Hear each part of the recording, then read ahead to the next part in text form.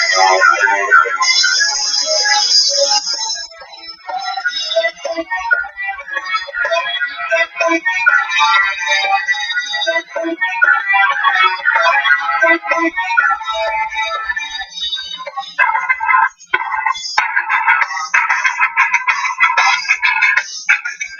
Turks, drop it.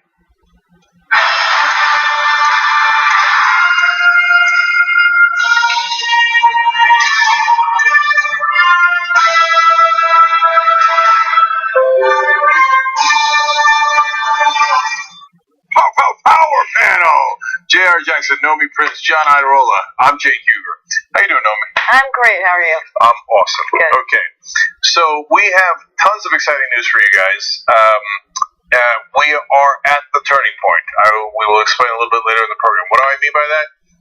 There is two pieces of news today that I think will begin the final countdown. Tick, tick, tick, tick, tick, tick, tick. So, yes, so you can sing along with me, John. Is it Kavanaugh? No, we have a huge story on Kavanaugh, but that is not it. Is it Michael Cohen flipping even more and cooperating with the prosecutors? Yeah, partly. But the biggest story today is Rosenstein. So we're going to get to that in a little bit, and it will likely set off the dominoes.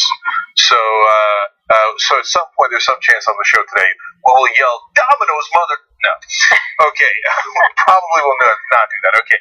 We also have major news about an interesting thing related to the Young Turks. I'm going to do that in a second. Hold. All right. So first, about today's proceedings. Not only are we doing the show 6 to 8 p.m. as we always do, of course, as you know, but John is going to do double duty today. He's going to host the first hour, then he's going to run over and, for the members, host the Beto O'Rourke Ted Cruz debate. So that is happening tonight. It's at 7 o'clock. That's only for the members, live play-by-play coverage with John and Brooke Thomas, okay? You guys are going to love that. Now, here's the thing. You're thinking, but wait a minute, you guys are also on air. What am I supposed to watch? Well, don't worry. Obvious. Okay. I see you. Okay. You're members, so you can watch either one live and the other one later, because obviously members not only get it live, but they get it afterwards as well. So TYT.com/join to become a member and to get that. And I want to do a special thank you and a shout out to DallasNews.com, NBC5 in Dallas for sharing their live stream of the debate. They're sharing it with our national audience, and that is greatly, greatly appreciated.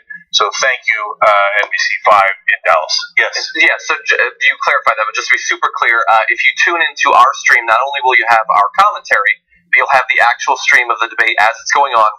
We will also be taking member comments and questions live during the actual debate analysis. So if you want to interact with myself or with Brooke, you can do that live while we're doing our breakdown. So that's in about an hour, and so TYT.com/join to become a member. But then once you're a member, you got to go to TYT.com/members-live. That's how you watch old school when it's live, post game when it's live, and this debate coverage. So Beto versus Beta begins tonight. Okay, fun for everybody. I'm going to do an ad about that next week. Okay, so now announcement number 2. This is also important for all of you out there, progressives. You need to participate. So Ben & Jerry's has partnered with MoveOn.org. So this is a super fun partnership. They are going to come up with, you are going to come up with 7 new flavors for wonderfully progressive candidates running for Congress. That's why I love Ben & Jerry's, other than the fact that it's delicious. But Ben Cohen is one of the great heroes of not only the progressive movement, but specifically getting money out of politics. He's done some amazing work for that, and Move On, obviously, a huge progressive group.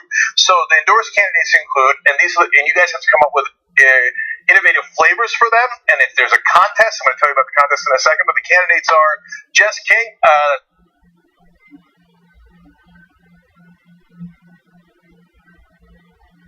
She's a Just Democrat out of Pennsylvania.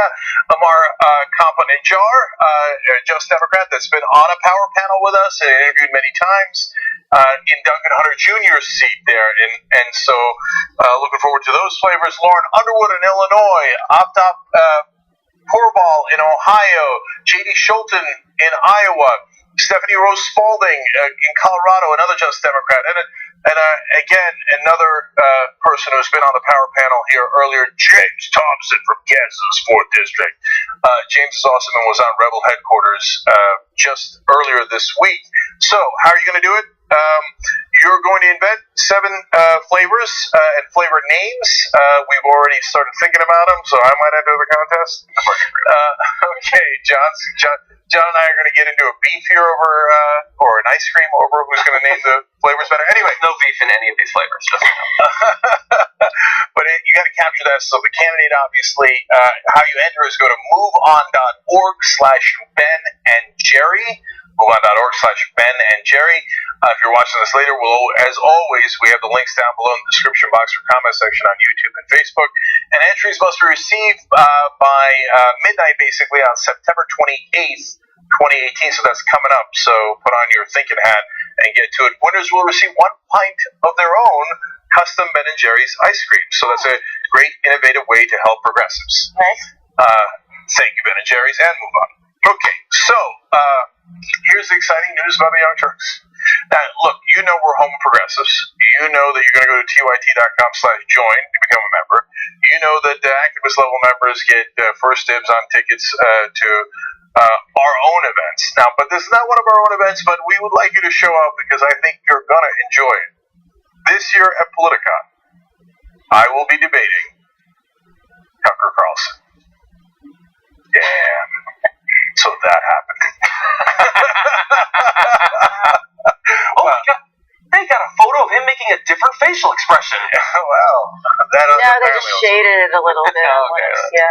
So you're going to go to, in order to get tickets, it's Sunday, October 21st, obviously, as you can see in that graphic. The whole convention is the 20th and 21st. Anna Kasparian will also be there. Hassan Piker is also going to debate Charlie Kirk again. So a lot of the Young Turks crew will be there throughout. Go to politicon.com and then enter the promo code TYT. For the people who use that code, we will be communicating with you guys about what we're going to do that weekend. I'm not saying anything, I'm just saying. Okay, so that ought to be exciting. So make sure you enter the code TYT. Cenk Uygur versus Tucker Carlson. It ought to be interesting. You don't want to miss it. But it's that in conversation. We are just, that's all we're doing. We're conversating. You're gonna exchange ideas, thoughts and ideas? Yeah. No gloves. Gloves off. The gloves are off, Yeah. and I believe the holds have not been barred. They have not been barred. So, no holds barred. We'll see how that goes. I will be questioning some of the things that he has said. I'm sure he will do likewise. So, it'll be an interesting conversation. Okay, look forward to seeing you guys there. All right. Now, we got lots of news. Now, like I said, Kavanaugh, Rosenstein, Cohen, huge stories. But yesterday, I mentioned to you something that's really important to progressives, and how it got under my skin. It does happen from time to time. So I wanted to make sure that I followed up with you guys, and it is about a topic you are familiar with and probably have similar feelings as I do about the frustration that it causes with the mainstream media. Okay. So, CNN has consistently been questioning progressives, Alexandria Ocasio-Cortez in particular, about her programs to help American people. That's obviously an outrage. If you do tax cuts for the rich to the tune of trillions of dollars, well, of course we can afford that. Wars for trillions of dollars, well, of course we can afford that. But you want to help somebody get health care in America? How we're going to pay for it? So, in fact, let me just show you a couple of quick clips here. We did this earlier with Jake Tapper. Chris Cillizza has done a follow-up that I want to share with you guys, and then we'll comment on. But I want to show you the tone of Tapper's questioning and the substance of it as well. So we already shared with you Ocasio-Cortez's responses in an earlier clip. So this is just as a warm-up to Cillizza. Let's remind you Tapper's questions. Let's watch. According to nonpartisan and left-leaning studies friendly to your cause, including the Center on Budget and Policy Priorities or the Tax Policy Center, the overall price tag is more than $40 trillion in the next decade. You recently said in an interview that increasing taxes on the very wealthy plus an increased corporate tax rate would make $2 trillion over the next 10 years. So where is the other $38 trillion going to come from? So, as we explained to you earlier, that is greatly misleading. First of all, he said from left-leaning think tanks, yes, some of the smaller numbers, the $32 trillion number, which I think is the great majority of the 40 trillion, if I can do my math right, and I'm pretty sure I can, comes from the Koch-funded study at George Washington University, but he made it seem like, oh no, these are all liberal think tanks that are coming out with it. But more important than that, as we've gone now over several times, that $32 trillion number does not exist on its own. That is the cost of healthcare in the country. And so every proposal would counter that. You would take away some percentage of that money. Now, progressives have shown, and we've shown on this program over and over again, even that Koch-funded study shows you if you actually applied Medicare for all, as it currently exists, it would save us $34 trillion. That's the thing that Jake Tapper left out. So that would be a net $2 trillion in savings. And instead of talking about this monstrous $40 trillion number, we'd be talking about, obviously, a much smaller number, $6 trillion. But even if you thought, hey, you know what, it's not going to save us $2 trillion, it's going to cost us $2 trillion, and that's what the conservatives might argue, well, you're still not talking about $40 trillion. You're talking about $10 trillion at that point. So the whole thing is grossly misleading. And Alexandria Ocasio-Cortez countered by, hey, healthcare, actually, the Medicare for All proposal saves money, a very similar point to the one I'm making right now. But Tapper was not convinced, and at the end of the interview, he ended it this way. Assuming I'm not going to get an answer for the other $38 trillion. I'm assuming I'm not going to get an answer for that. Okay, I'm not sure that you wanted that answer, but still, CNN persists. So Chris Cillizza, apparently, progressives' responses to this, I don't know if it got under his skin or they just love this topic so much because they can't wait to show that they're not liberal media by beating up on progressives. And of course, it depends on whether you're right or not. So facts do matter. So let me quote Cillizza here. He said, on Sunday, CNN's Jake Tapper put a very simple question to Alexandria Ocasio-Cortez. How are you planning to pay for the many and various expensive programs and plans that you're either proposing or support? The New York soon-to-be Congresswoman didn't have any answers, like none, he said. But wait a minute. Chris, she explained for 3 minutes how Medicare for All would save money. Now, I guess you're hanging your hat on, well, she didn't go through the math that Jake Tapper presented. Let us know, and we looked into this, and we asked CNN about it, and we asked some of the groups that they cited, does this number exist anywhere else, the $40 trillion number that Tapper asked her about right there? And no, it appears that it's CNN's math. They took a number of studies and put them together. So the reason why that's important is because this is the first time Alexandria Ocasio-Cortez or anyone has ever heard of that number. So you couldn't possibly have prepared ahead of time for this question. So then they say, okay, here's $40 trillion. I put it up in a graphic, which you might or might not be able to see as a guest, and I need you to answer it right away. And she gives the best answer she can. Wait a minute, the $32 trillion number actually is not accurate. Is Medicare for All would save us money. And they go, she had no answers. Like none. That's not true. Because you're not paying attention because you don't want to pay attention. So he goes on. He says, let's buy into Ocasio-Cortez's case that costs would shrink if the government, rather than the free market, ran things. Pause there to note that apparently she did have an answer. Okay, not none. So apparently you acknowledge that. And goes on to say, let's even say that it would have the cost of the programs that she supports making the law. That's still $20 trillion, which has to come from somewhere, right? No, Chris, look, it's incredible how smug they are and how condescending they are when they're preposterously wrong.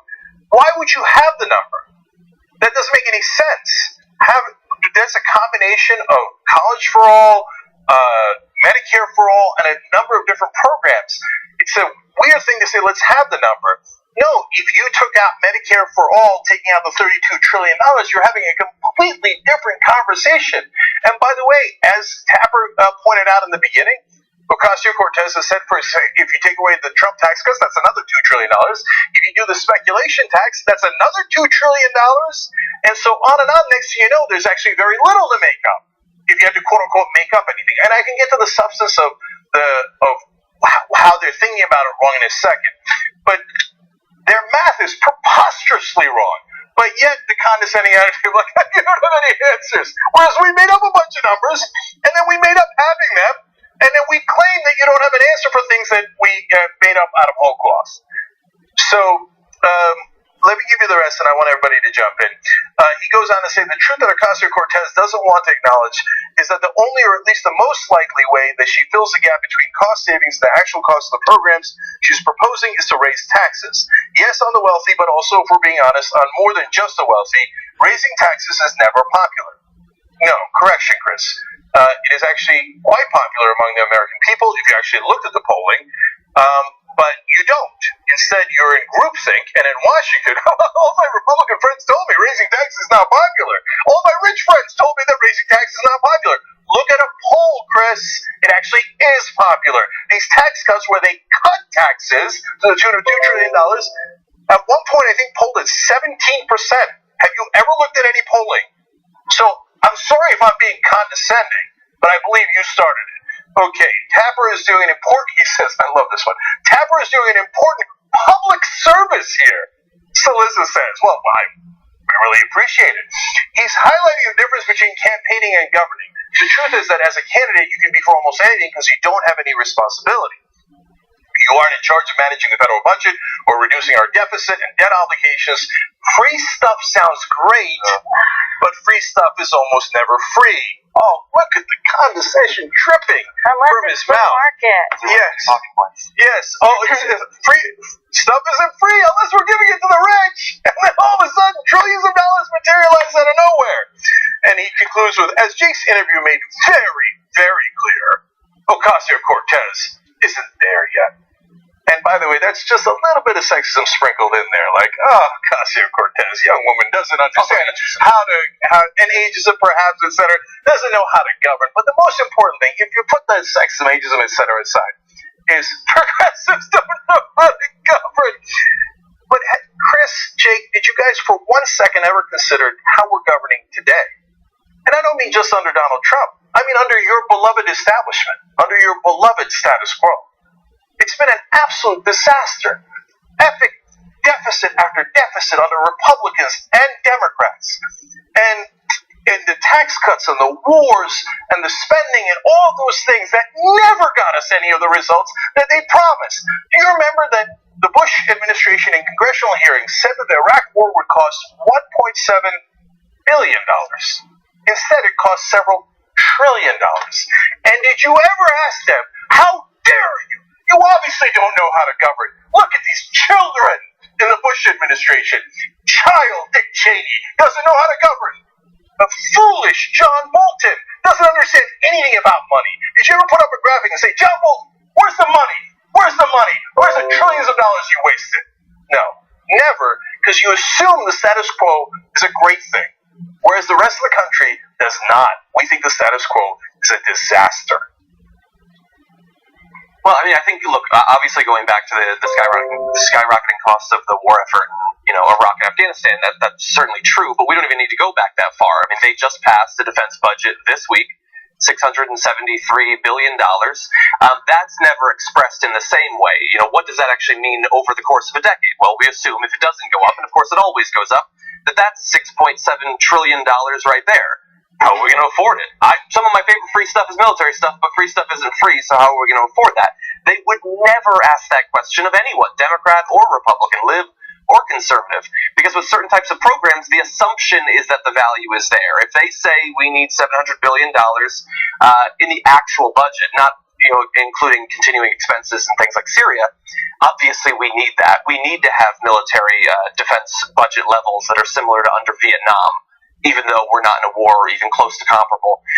If they do the tax cuts, the assumption is that the value is there. Republicans always say that if you cut taxes, that will actually generate more government revenue. So they just assume that is the case. I didn't hear him going through that list of the programs under the DSA as he was labeling it and talking about all the benefits of that. If you cut these student loans, what do you think happens to the money that the people would have been spending on their loans? They'll be spending it on other things, which not only stimulates the economy, but also produces more government revenue.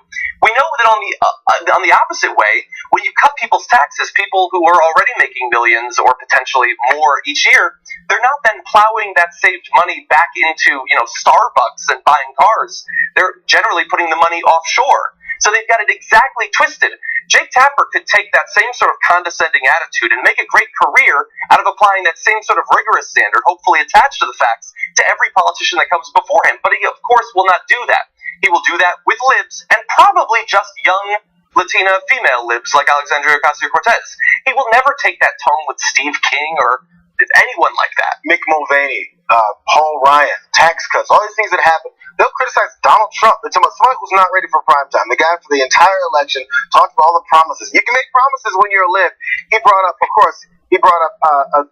along with Alexandria Ocasio-Cortez, he also brought up Andrew Gillum. Just size to that name in there too, because all these guys who are new to the scene, at least in your mind, it's not like he hasn't been doing anything in Tallahassee for all these years. It's just that you just heard their name nationally means they don't know what they're doing. Of course, yes, there's criticism for Donald Trump for his craziness, his over-the-top rhetoric, the way he talks, and the response is always, but he's connecting with the people. It's okay to connect with the people in the country that you're saying are the heartland of the country, but not for the people who she's in New York, somebody's in California. All those crazy libs, all they want is handouts. When you see a rich person getting handouts, which they did, and then it all gets siphoned out, we had tariff fights where people are losing jobs. I remember Trump was promising carrier jobs. Harley Davidson's losing. He doesn't know how these things work. They'll point out that that's happening, but they then won't say, and why should we trust him with anything else? They'll just say, hey, he went crazy with that. The next step is, the next thing he says is going to screw you over too. They'll say that here because I'm telling you, there's something deep down, and it happens with liberals, and Jake Tapper's pretty good on a lot of socially progressive things, I think, from what I've seen. But there's still something inside, even from a lot of liberals, that they see a young woman, a young minority of either gender, and they'll go, I can't see her making legislation that I have to follow. It doesn't feel good to them. There's still something in the pit of some people's stomachs. They don't like seeing that face do something for the country that they have to then follow. There might be a thing on women in math too. I mean, I have a degree in math. I've got a graduate degree in statistics. I want to talk a little bit about some of the things you mentioned about how we can dig into what Jake Tapper didn't do and think about how this really benefits the economy, whatever the cost is, because a cost is also a reallocation.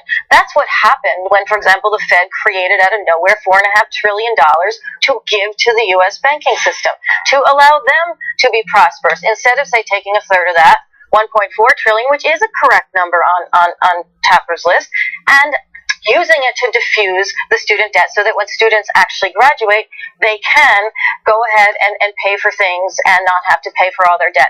Similar with healthcare.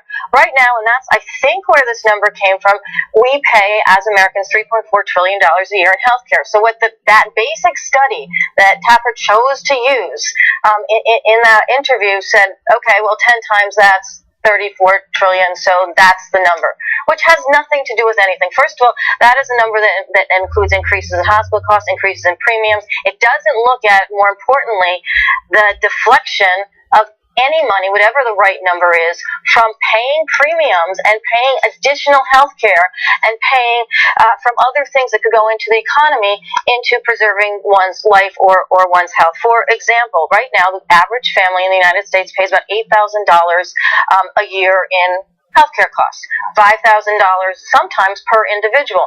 If you told everyone you're getting a $5,000 or $8,000 tax cut, in other words, we are reappropriating that money in order for you to actually use that in your pocket so that you can put that into the economy, that looks like a really great gain. And that is a much smaller gain than the $1.5 trillion of tax cuts that went to corporations who only pay for 9% of the federal budget. So all of how we should be looking at the essence of what Alexandria said and what Bernie Sanders says and what progressives say, which is that we need to choose how we grow our economy. Do we grow our economy by funding stuff that doesn't go into the economy but makes GDP look better? Or do we fund the economy by taking things into the economy that can allow its citizens to be healthier and citizens to be more productive economically and raise GDP? Nowhere in any of the conversations that attack what progressives want to do with their spending indicates the increase that happens on the other side of reallocating funds away from helping those that don't need it and reattributing that to people who can use it into the real economy, whether that is after school, whether that is instead of healthcare costs, whether that's to grow businesses, whatever that might be, raise GDP, actually inflate the economy so that as a country we're not paying 17% of GDP in healthcare costs versus 9% in almost every other developed country, almost more than, basically double, but we're actually increasing GDP and reducing healthcare costs so that we are healthier as a nation and for people. So I want to make one final comment about their view of the status quo. And look, I agree with JR that they're probably socially liberal. And I've credited Jake Tapper in the past for some good segments, and we try to be fair here. And I'll try even more here. Look, I think you guys might make some good points, and I mentioned it too about, is it their age? Is it that they're new onto the scene? I think it's mainly, this is an ironic way of being fair to them, but their disdain for progressives in general, because they show the same disdain to Bernie Sanders. And he's in obviously a different category. And so, but in their worldview, these guys are all outsiders and don't know how to govern. They've thought about Bernie Sanders that way for the last 40 years. To them, he seems like a radical for proposing things that in almost every issue, about 60% or higher of Americans agree with. It is not a radical position. Again, I ask you to look at the polling. I ask you that from the outside because you almost never invite us on the inside. So sometimes you'll talk to Bernie Sanders. You did a 3-minute segment with Alexandria Ocasio-Cortez, and then you follow up with, progressives can never answer the questions. That's because you don't ask them. You ambushed her with a made-up number, and then never followed up with any other progressive other than to keep pounding they can't answer it when you don't actually have them on air. Look at the answer Nomi just gave. She's a former managing director of Goldman Sachs, has written a number of best-selling books about these issues. I think there's plenty of progressives to choose from, but somehow CNN never gets them on air. There's wall-to-wall Trump people, there's wall-to-wall Clinton people, but when it comes to progressives, what do they know? Here, ambush them for 3 minutes and then make fun of them for a week afterwards. And don't let them defend themselves. And maybe look, again, I guess I'm going to sound a little condescending here, but two can play at this game. Maybe they're afraid of the answer. That if we came out there and we made these points, they'd be like, whoa, that's rude. We don't talk about that on air. So, for example, JR alluded to, with progressives, they're always saying, you want free stuff, That's a Republican talking point. Welfare, the welfare queens want stuff. But hey, how come you guys almost never talk about corporate welfare?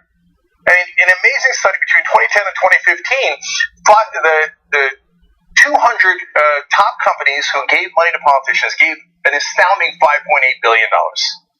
But you know what they received in return? $4.4 trillion in subsidies. Where's your graphic about that? Well, right, you're a multi-billion-dollar corporation. So maybe that's what makes you uncomfortable. And a lot of those people advertise on your air. Let's keep it real. And maybe that's why you don't want progressives on air. But the reality is that if there is welfare in this country, people who want free stuff, it's corporate welfare. And they've robbed us to the tune of trillions of dollars.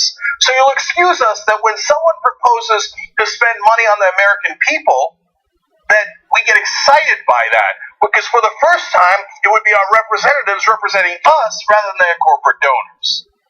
Okay, look, I can go on and on at a whole point about cops, but we gotta go because we got a lot of different stories for you guys. We gotta take a quick break here. Then some of the most important things, I believe the dominoes are about to begin with Rosenstein and Cohen, so we'll come back and do that. Hey guys, it's Steph with the Young Turks, and I am here at the Las Vegas Convention Center where Donald Trump is about to take the stage for a Make America Great Again rally.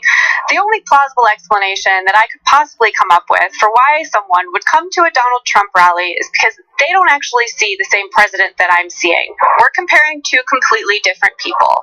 The question that I'm here to find the answer to is, where do you get your news? Yes, well, I'm a Fox News watcher, and Sean Hannity's going to be here today, and I figure that's a twofer. I love Sean Hannity. I mainly get my news from my mom, and then I kind of research it on my own and get my own opinions, and I just think the media puts out what they want everyone to see. They don't really put out the truth. I try and read CNN and then read Fox and then try and figure out my own middle ground. Mostly off the web, social media, Fox News, There's a couple of websites that we'll go to that after you watch them for a while, you can tell if they're doing a decent job, a straight job of reporting the news. You know, I'm a millennial, and I can see in my college classes, if you ask, a majority of the students get their media exclusively from social media, like Twitter. Drudge, InfoWars, that type of thing. I read The Guardian. If I want something to the left, I check Fox. I've got Drudge Report and Breitbart. So, what are your thoughts about this sort of fake news narrative? I think we do have a biased media in America. I think CNN and some of these other news outlets are fake news. MSNBC, CNN, ABC, NBC, CBS. So you think New York Times and the Washington Post. Because one goes for the left and one goes for the right. I don't think either one of them tell the whole truth. I mean, I think when the Times went for Hillary, like, you have a major news corporation supporting the candidate. How am I supposed to believe that you're going to give me the independent, the real news when you're not going to turn it to support your candidate when you clearly come out to support somebody? I always used to watch CNN, thought that was the real news. And it's not the real news because they don't tell you anything. For the most part, I don't believe much of what I hear in the mainstream media. I go check online, see what they're saying. Normally they're close, but they're way off. I think with Fox, you get a fair balance. I think they do have people from the left on there as well as the right. So I think Fox is fair balanced. When there are privately owned media organizations like CNN, like MSNBC, ABC, NBC, and they're privately owned companies, if the person who owns that company doesn't have the same political view as you, then why would they publish something that goes toward your candidate's favor? It's not that they might twist the truth. They don't even let the truth out. It's out of control, ridiculous. There's no accountability at CNN or anywhere else, but smaller places like Breitbart, and I just feel like they're a lot more trusted. If we could find where their sources are at and go back and look at the original, and that's where you find out that they've cropped videos or taken stories out of context, and I look for that. We all want the same thing. We want to be free in America, to do what we want, to be left alone. Where you get your news matters. It affects your perspective, it affects your values, it affects your vote. If you care about the progressive values that TYT brings to the media landscape, if you want to see more progressive change in Washington, then I encourage you to become a member of TYT. Your voice matters. Your vote matters. Help us be the home of progressives and be on the left side of history. Head over to tyt.com/rally to join today.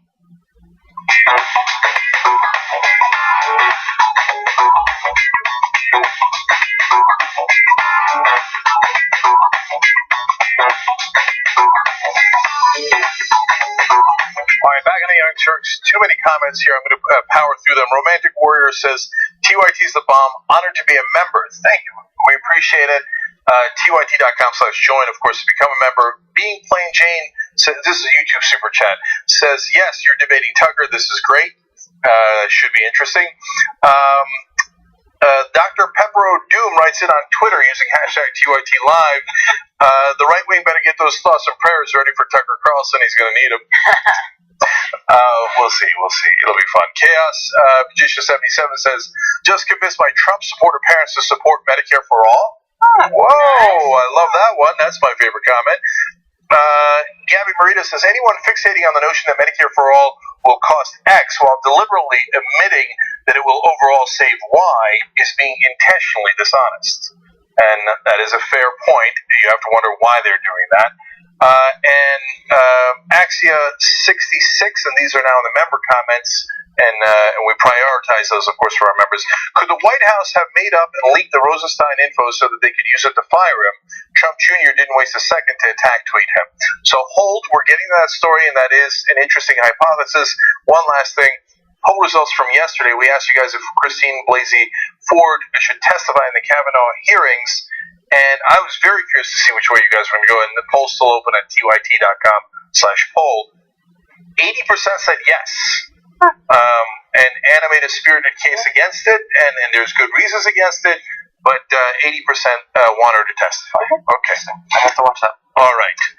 And by the way, I should mention, If they're happening on Monday, we're going to cover them live on tyt.com/live. That's for everybody, okay? Members, of course, always get all the content afterwards as well if you miss it live.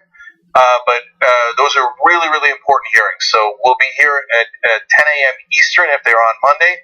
If they're on a later day, we will cover it on that day. So we will definitely be covering it live.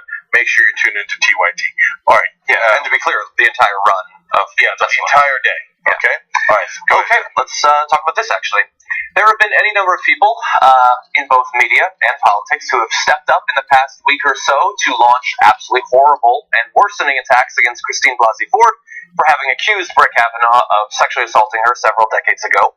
But up until this morning, Donald Trump had chosen to mostly sit on the sidelines, which is not really normal for him, especially considering his own dark past in this area of both harassment and assault, and his steadfast support for any man accused of these things, including Rob Porter, and all of that.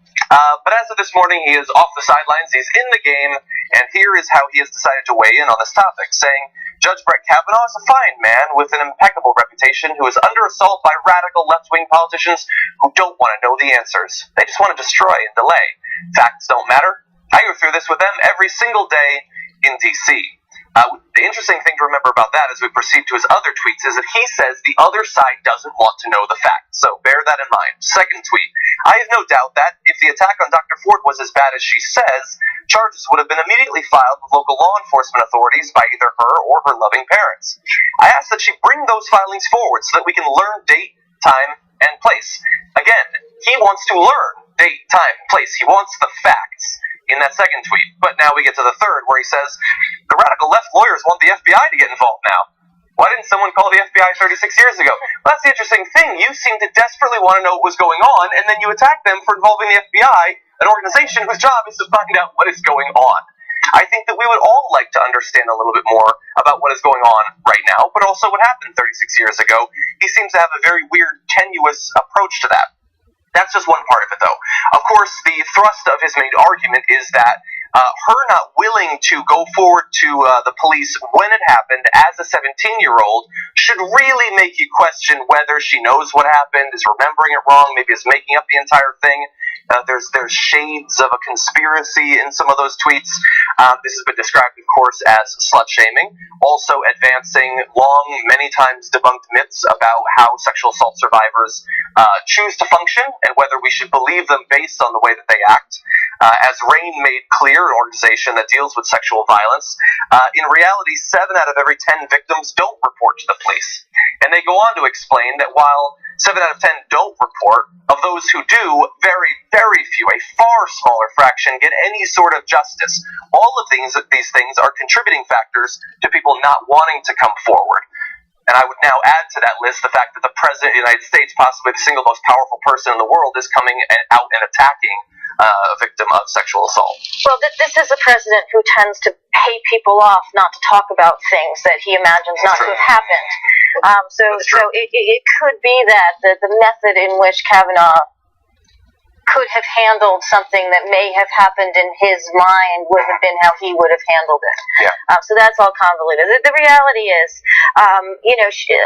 as you said in those stats, and proportionally most victims of any kind of assault don't come through. They don't come through specifically for the reason that they could be shamed, they might not be heard, they are dealing with it in their own personal way. And in her case, that's what she was doing for all that time. It wasn't like she wasn't potentially stressed, or that she didn't go to therapy, or she didn't have all of the activity around around the past and what happened in her mind, and in how she developed her life.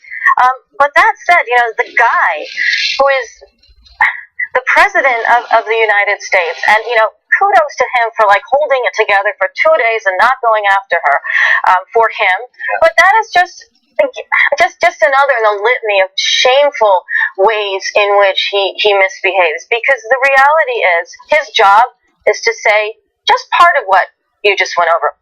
I want to know what happened, and we should continue to determine what happened, as well as what Kavanaugh's other questioning might amount to by the committee as he goes through his hearing. This is a guy who could possibly or not be taking over a major seat for a long time, possibly more than 36 years, in the Supreme Court. That's all he should be doing. So let's note a couple things for the record here. The FBI would not have been able to investigate that crime 36 years ago. It would be local law enforcement. Trump doesn't know that. On the other hand, what does Trump know? And on the other hand, he said just the other day that destroying the FBI would be one of his crowning achievements of his administration. So, and you have to know, there's an important fact, that only the president can ask the FBI to do a further background check in this case. And so he's saying, well, I mean, if only we could know these facts. This, to John's point, well, there is one way to know them. If you ask the FBI to look into it. But if you don't, then yes, then I think the rest of us can do about it. And then, yeah, he doesn't want to set a precedent where the FBI is looking into credible claims of sexual assault amongst powerful Republicans. Because, hello. Right. Yeah, I want to dip his toe in that. Yeah, and we earlier in the week, I'm like, he's showing some degree of restraint. That seems amazing. Well, let's see how long it lasts. But we said it. We said, hey, look, man, you got to call it as it is. That's restraint. He didn't attack her, right? And he said, well, we just want the facts. Like, somebody gave him that talking point, but he stuck with it. Yeah. Okay, it's a really low bar to give Donald Trump a compliment. Like, hey, good job. You didn't viciously attack someone who alleged an attempted rape. But, of course, he couldn't hold it. Of course he couldn't. Couldn't do it. So today, blah, why did she do it? The part of the tweets that was most despicable, so questioning whether someone actually went through an experience, because they didn't they didn't come forward when they were 15. She was scared to death, she said, that her parents would find out that she was drinking at that party and that she got herself in trouble. She's 15 years old at the time, etc. So that's all terrible enough. But did you notice the worst part of it? Or her loving parents comment? In other words, it's her parents' fault for not coming forward. They didn't even know about it. He's such a bad guy. He can't help but viciously attack people that are in any way in his way. I think that comment actually went to her credibility as someone today as well. Even though, yes, he was attacking her parents for not knowing something they didn't know back then, or not doing something they couldn't know about to do back then. But I just think it was also super condescending. I mean, here's Dr. Ford. Here is someone who's actually come quite a long ways in life, right? And to kind of infantilize that in this tweet, I thought was like an additional extra Trumpian dig. There's small words. I always look at details, because actually I was waiting for this for days. As you said, he's been holding it in. The only thing of the trifecta of she took too long to come forward, where was the police involved, all this stuff happening. The other part of this that he forgot to go with, which maybe it'll happen tomorrow, is, do you see her face? Do you see her body? Why would Judge Kavanaugh want anything to do with this girl? That's the only thing left in Trump's normal toolbox, is to talk about how she looks and why that's not a thing. Lastly, on that tweet, he goes, if this attack was as bad as she says. So that's kind of admitting that there could have been an attack, and it wasn't that bad. Yeah. It was just one of the supporters from the Judicial Watch Network, one of those, it was just some rough horseplay. So it was an attack, but it just wasn't that bad. So she's bringing this up, and all he did was just try to get in her pants. Yeah. Oh, that's just all that happened. Yeah, let me just, my shade of difference on that is he's saying either it wasn't that bad, right? It was just rough horseplay, as the Judicial Crisis Network spokesperson said it, or it was really, or she's making it up, because if it was that bad, obviously you'd go report it to the police, and because in his mind, remember, one of the things he was accused of is, while his pregnant wife was upstairs in the middle of an interview, he cornered a reporter, pressed her against the wall, and started fondling her. And you remember from the Access Hollywood tapes, he says, you just grab him by the genitalia. If you're powerful, there's nothing you can do about it. He views that as not bad. Right. Right? He views like, hey, a stranger in an alleyway, I guess, as that's bad, and obviously you would go to the cops with that. Everything else, you just shut up about. As Dennis Prager said earlier in the week, people grab my mom's breasts all the time. They grab my wife's breasts, and they were empowered enough to say, knock it out. Yeah. So I want to add just one more development today to this, because I think it needs to be acknowledged. He has gotten into this. Many of the other defenders of Kavanaugh have gotten into this. There is no one whose life story and choices and actions and communication are examined with more of a fine-tooth comb than survivors of sexual assault. And God help you if you are not the perfect victim who acts exactly the way they expect based on mythology they've created. If you don't, report it in the right way, at the right time, all of that. So they've been saying this whole time. She waited a really long time. It was a really long time ago. I just don't buy it. There's no evidence. Okay, well, we are finding out more now that we know about this, and reporters can look into it, about what was happening to her and her social group around that time. So the New York Times talked with an unnamed male friend of hers that said that after the summer of the alleged attack, Ford, then known as Chrissy Blasey, fell off the face of the earth socially. That's a quote. Then says, all I remember, this is the gentleman, all I remember is after my junior year thinking, where is she? She was the sort of person a lot of people paid attention to. She was a leader. She was great. I was like, where did she go? So I don't expect that will actually convince anyone of anything if they already believe that she's a liar.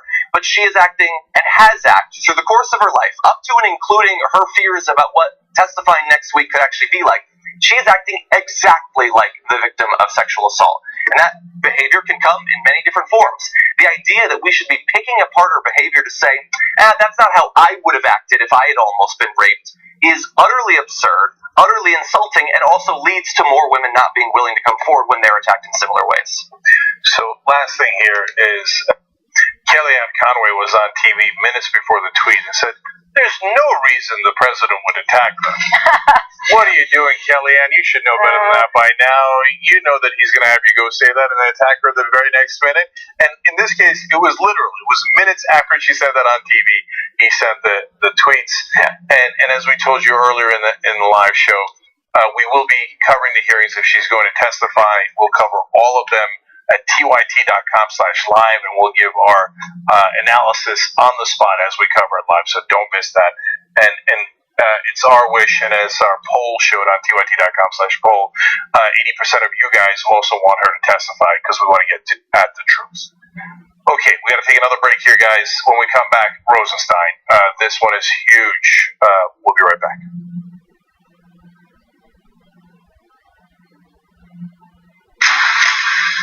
Look, we're doing interviews over there, and we've done some amazing ones recently. So now, of course, you know the person most widely considered to be the most progressive senator is Bernie Sanders. Yeah. Why not back him during the 2016 primaries?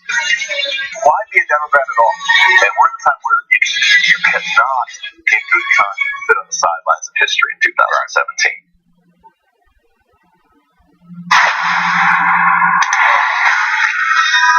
Consumer products sold under the Teflon brand are safe. DuPont did, in fact, ask EPA to make those statements, correct? That's correct. When I was pregnant with Bucky, I worked for DuPont around Teflon. They tried to blame me. They said it was something that I did. The more they would tell me that, the more suspicious I got. You did see there was a substantial risk to the women at the DuPont plant. There was no potential risk to the women. There was potential risk to the fetus. It's used in consumer products, manufacturing products. The applications were endless.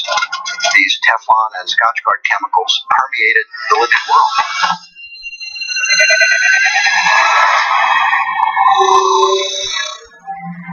Today, every baby is born with Teflon chemicals in their blood.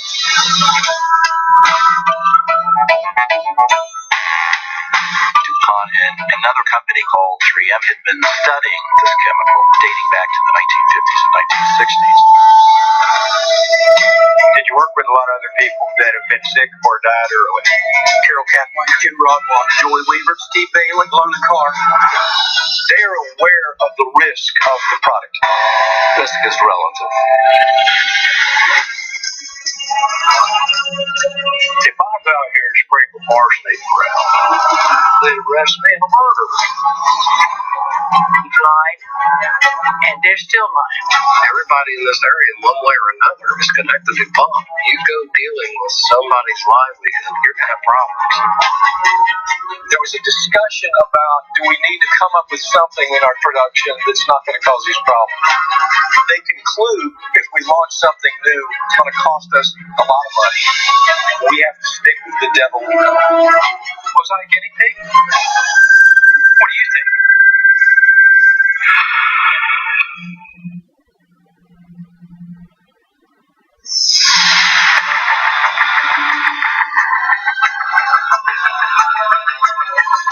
They'd rather lose to Republicans than have a progressive win with them. That's how dumb the corporate Democrats are.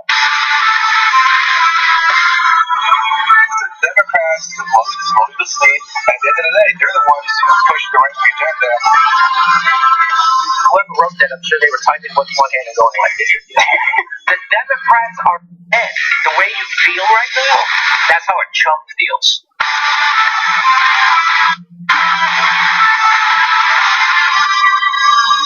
Not freaked out.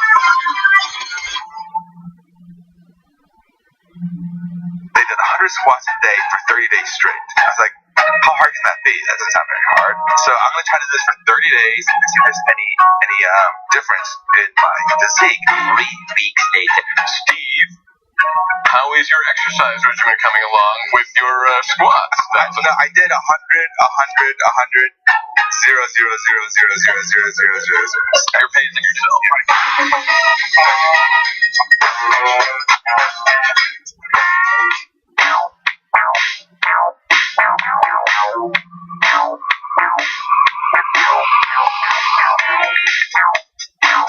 Alright, back on the Young Turks. Paul in the member section says, should Kavanaugh be nominated if he doesn't ask for an FBI investigation? Shouldn't a potential Supreme Court judge want this when ruling on cases? So that's an interesting point, and a very interesting article I read today made a similar point, saying we want someone who is deliberate and deliberative. And so you want someone to say, whoa, hey, let's consider this. You know how they always say, we just want to call balls and strikes, right? So you want a Supreme Court justice who's like, let's rush to a decision before getting all the information, okay? Look, if I was accused, I would want a further investigation because I didn't do it. But anyway, we've been over that, but thank you for the comment. Last one is YouTube Super Chat. For stability, a representative democracy must provide for the welfare of the people. Authoritarian governments are stabilized by brutality and poverty. The right are not in a legitimate debate. They have a goal. And it is interesting when cable news hosts question when you are looking for the welfare of the people, but not others. Okay. That reference to the different debating styles, something you should keep in mind as you tangle with Tucker Carlson. Indeed. There aren't necessarily the same goals. Speaking of debates, in about 8 minutes, Beto versus Beta begins. Beto O'Rourke versus Ted Cruz. John's going to stay with us because this story's probably going to take a little bit longer, but the debate will start, and then John and Bert will start the analysis of it. Members, you can go either place, tyt.com/join to become a member, and then if you're a member, tyt.com/memberslive to watch it live. And you don't have to watch it live; you can watch it later as well. Okay, members get all the programming anytime they want. All right, John, let's do the most important story. Okay, let's do it. Dramatic news for a number of different reasons. Different reasons for different groups, I think you'll come to see. The Deputy Attorney General Rod Rosenstein apparently suggested last year that he could wear a wire to secretly record the president, and at least once, if not more than once, suggested the possibility of deploying the 25th Amendment to remove Donald Trump prematurely from office. So we're going to talk about the implications of that, but you should understand going into it that Rod Rosenstein disputes the New York Times' reporting, saying that the story is inaccurate and factually incorrect. He says, I will not further comment on a story based on anonymous sources who are obviously biased against the department and are advancing their own personal agenda. But let me be clear about this. Based on my personal dealings with the president, there's no basis to invoke the 25th Amendment, which is one stance on that. Now, what's interesting about this is this information has now come out. There are multiple sources for this information. Who would have actually leaked this? Who benefits from this information getting out? Now, you might say, well, if there was discussion about removing Donald Trump from office by people like Rod Rosenstein, that is concerning. So perhaps an enemy of the president might have leaked this to cause some sort of scandal surrounding his presidency. However, there are many people, big allies of Donald Trump, that would love to get Rod Rosenstein out of office. And Donald Trump values loyalty above all else. And so if this information comes out and Rod Rosenstein is not capable of reassuring Donald Trump that it's not true, it could lead to him being fired, someone else being put in into his position who could theoretically end the Mueller investigation. And we actually do have some information we can get to in a little bit about if Rod Rosenstein was removed, who would then be in charge of the investigation, which is also interesting. So, having looked at the report, my assessment is that it is clearly allies of the president who have leaked this, and I believe that the president will fire Rosenstein imminently.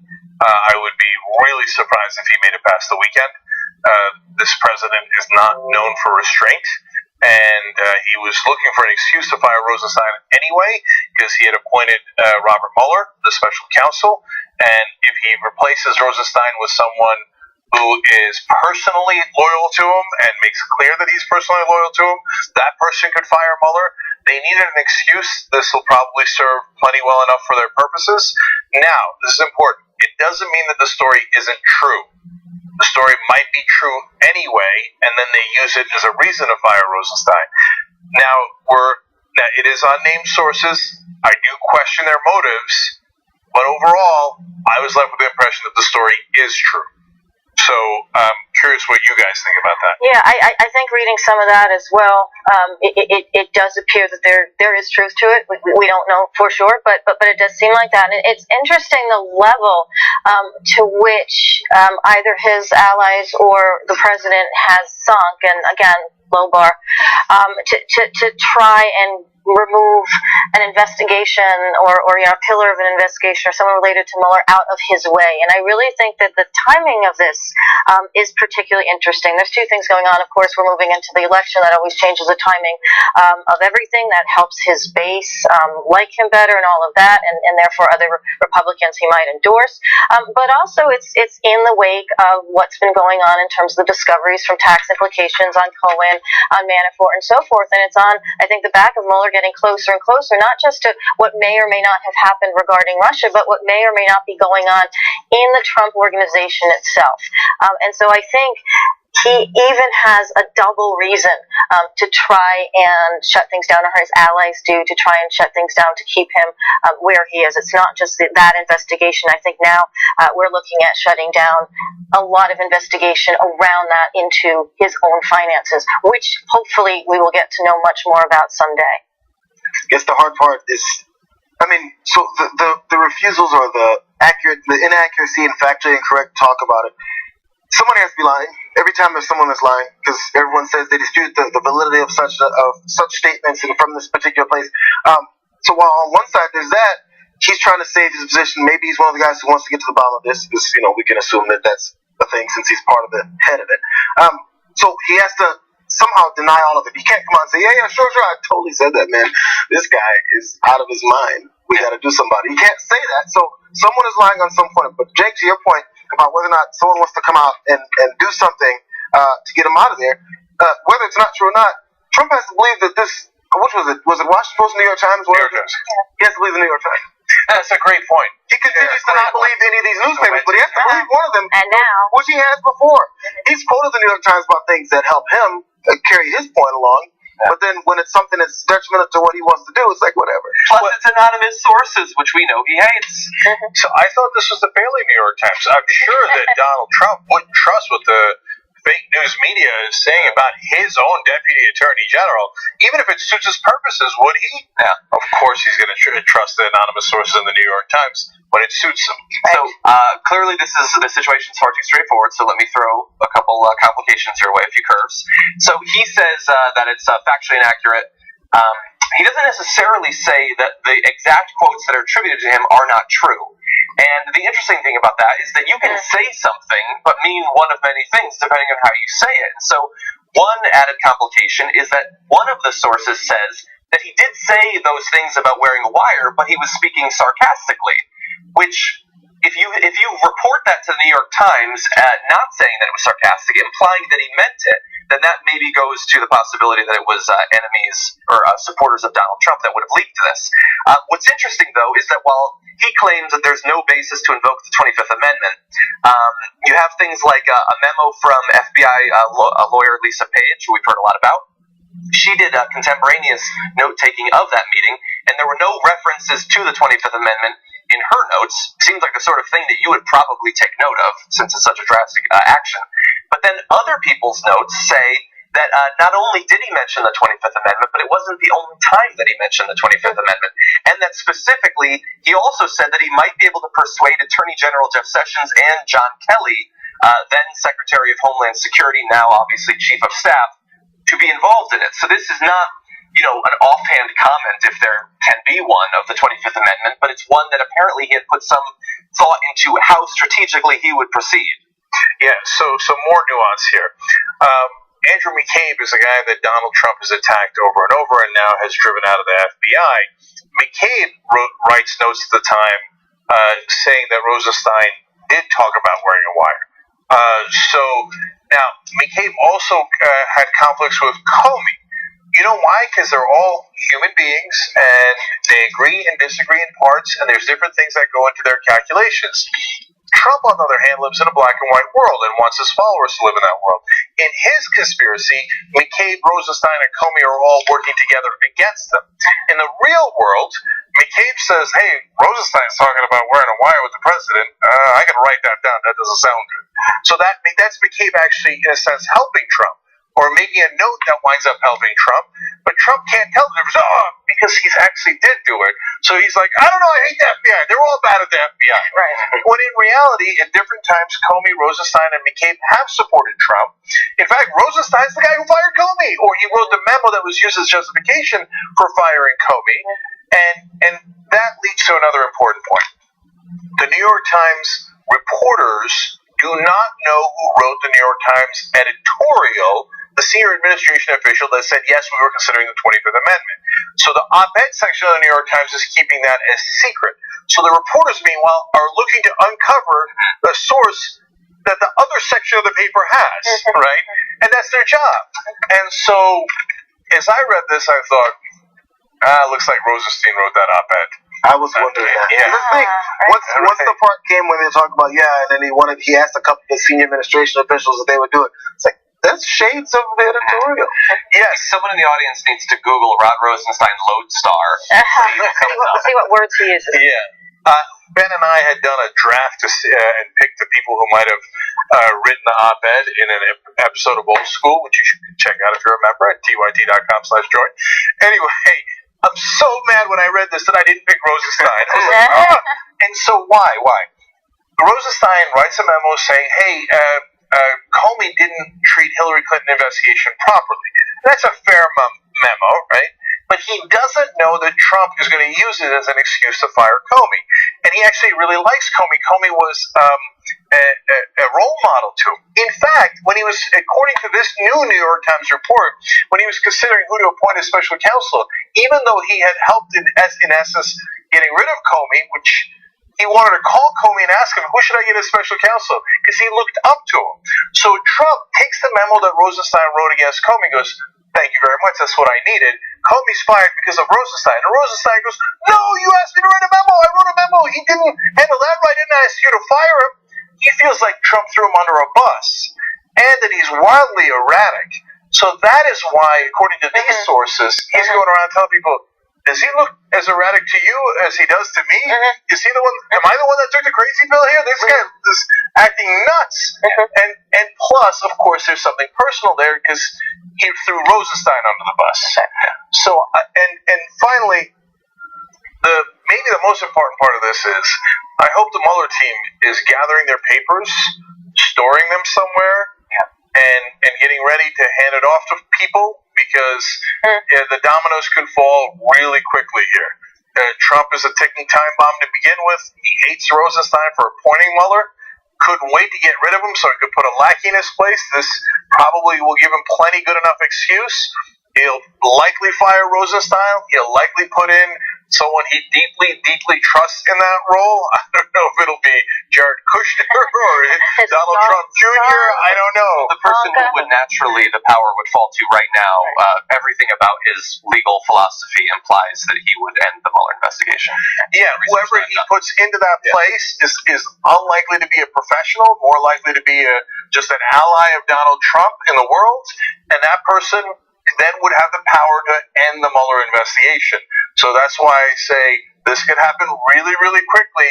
Mueller better save up every piece of evidence he's got and make sure that he can hand it off to somebody, because they might be coming to shut the whole thing down. And if I could just say, I don't think that it would be wise for anyone who cares about continuing consequences for presidents when they break the law, for you to wait until this happens, the investigation is ended, and then think, well, what could we have done, or what might we do?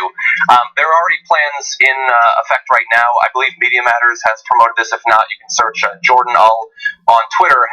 There's already rallies ready to launch when this happens, when he is actually fired. So you don't have to wait and then hope to find out something then. There are already contingencies in effect that you can sign on to get notifications for. And that also may be after the election. We wake up, other things are going on, and then he uses that moment to get rid of Mueller. Good thing is there are other investigations around him and his companies going on in New York State and at the state level. So it's not going to be over. There's no way Trump waits till the election. You just saw what he did with attacking Dr. Blasey. He can't restrain himself. He tick, tick, tick, tick, tick, tick, tick, tick. There's no way he waits to fire Rosenstein all the way to the election. Oh, not Rosenstein. Right. I think Rosenstein's going. Right. But even with Mueller, I'd be surprised. And by the way, Mueller, let's go, man. You already talked to Michael Cohen. You already talked to Manafort. If you have something, this is not normal times. If you're thinking, oh, well, you don't want to go before an election and the president wouldn't fire me before an election, that would seem too, political. These are not normal times. If you have it, go now. Go public now. But we don't know because we're not part of the investigation.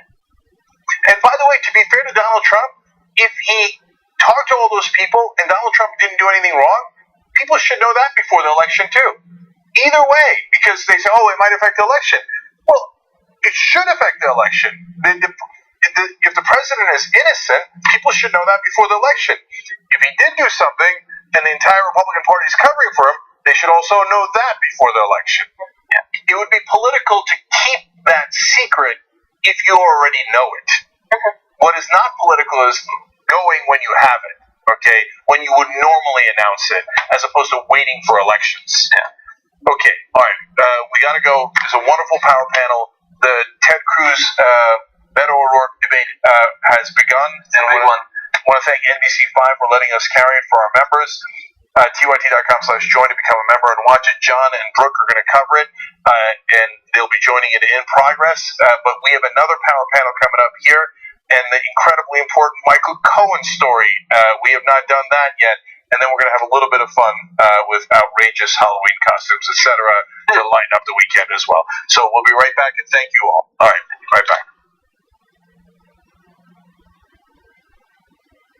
Well, the Young Turks, the Friday show is going to be awesome. We're going to help you drop it. We became the first ever daily online web television show. No, the Constitution is the very core of America. The fact that we don't spy on American citizens, that we get a warrant, that we go to a judge, that we have a procedure, that we have due process, that is America. On top of it, they go, why don't they just stay at their own schools? You gotta realize something. These schools suck. They want people to pull themselves up by their bootstraps. You ain't got no straps, you ain't got no boots. He lit these fires and trash bins all around town out of frustration. 99 Close View channel today on YouTube. The Shorties Award! Best web host.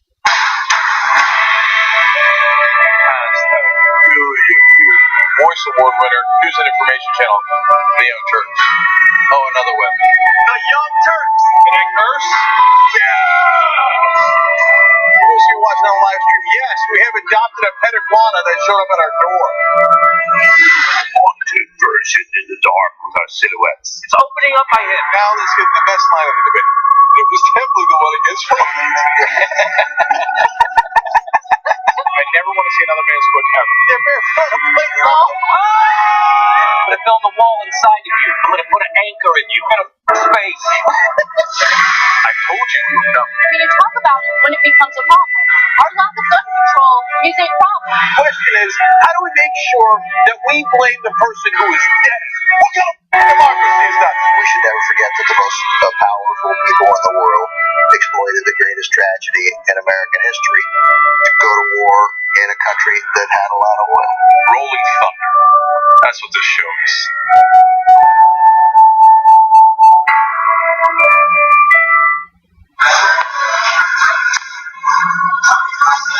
Now, top.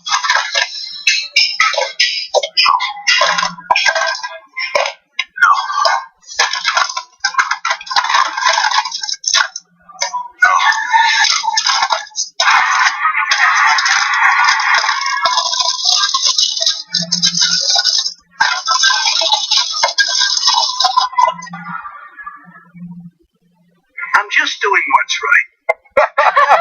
Yes, go back to that song. Mexico's going to pay for the wall. So good. Very, very big price. Yeah, finish it 'cause he's so good. So right now I'm walking by Tim Robbins. I'm not going to make a big deal out of it. I'm just going to walk by, see if he notices me, see if he recognizes me. It's cool, like Tim. He's acting like he doesn't see me, like he doesn't notice me. It's all right. It's cool. A lot of people don't recognize me. It's okay if Tim Robbins plays it cool.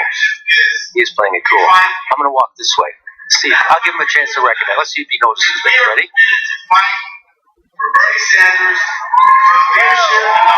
Maybe he didn't notice me because, my head was turned. It's probably because my head was turned. You think it was because my head was turned? I think it was because my head was turned. I'm back to gaslighting. Did you and I talk about gaslighting on Old School? Probably. That boss gaslit all his female employees. People who manipulate others like that make you feel like you're the weirdo. Why won't you punch yourself in the face? What is wrong with you? And you're like, oh my God, I feel so bad. Why did I just punch myself in the face and poke my eye out? I'm 47 and I just figured that out earlier this year. Somebody was doing it to you, or that you? That it was that it would have been happening my whole life and I didn't realize. Right.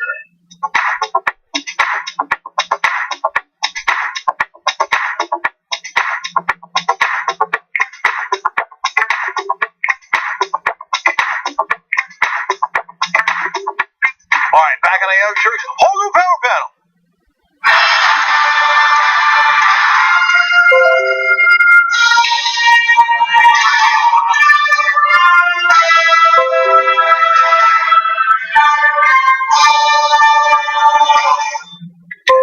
Brett Ehrlich, Ida, and Michaela Watkins for the first time. Michaela, great to see you.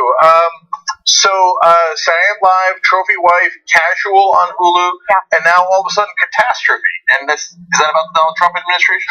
Yeah. It used to be about a couple in England, but then they were like, let's make it about what's really going down the tube. Couples are doing fine in London. So.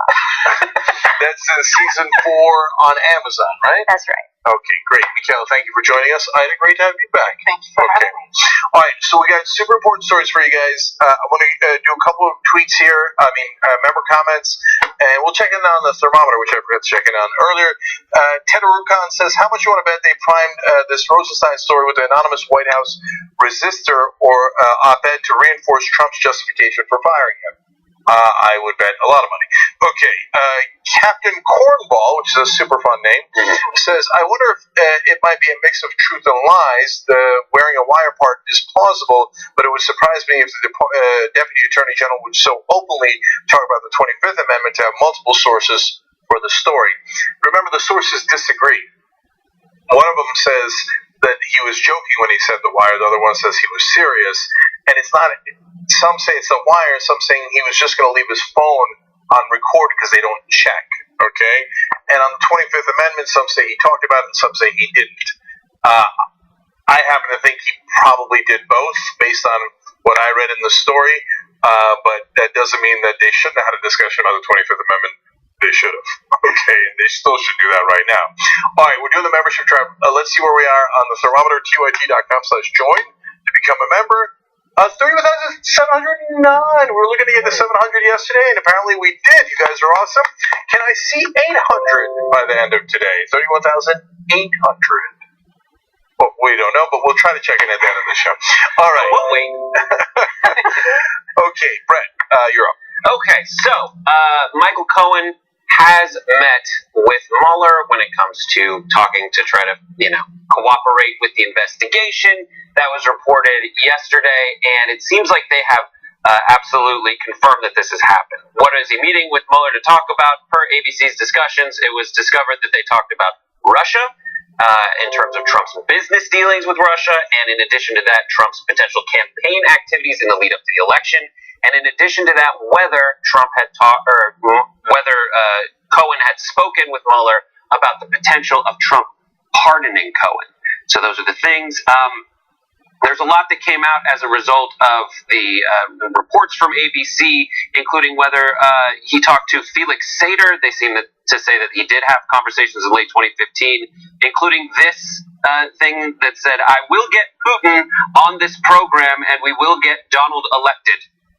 Seems to be like what Felix Sater wrote, corroborating both the business dealings, the program being a Moscow-based Trump Tower, and getting Donald Trump elected with Russia's help, referring to Vladimir Putin, Putin of Russia. Cohen later emailed a Russian government official hoping to jumpstart the project, which never materialized, but if you're looking for collusion, basically it seems like he has met with Mueller, and what do you think the takeaway is going to be?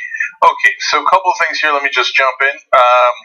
Felix Sater has a long history with breaking the law, and then, by the way, interestingly, cooperating to get out of those jams with law enforcement in several different countries.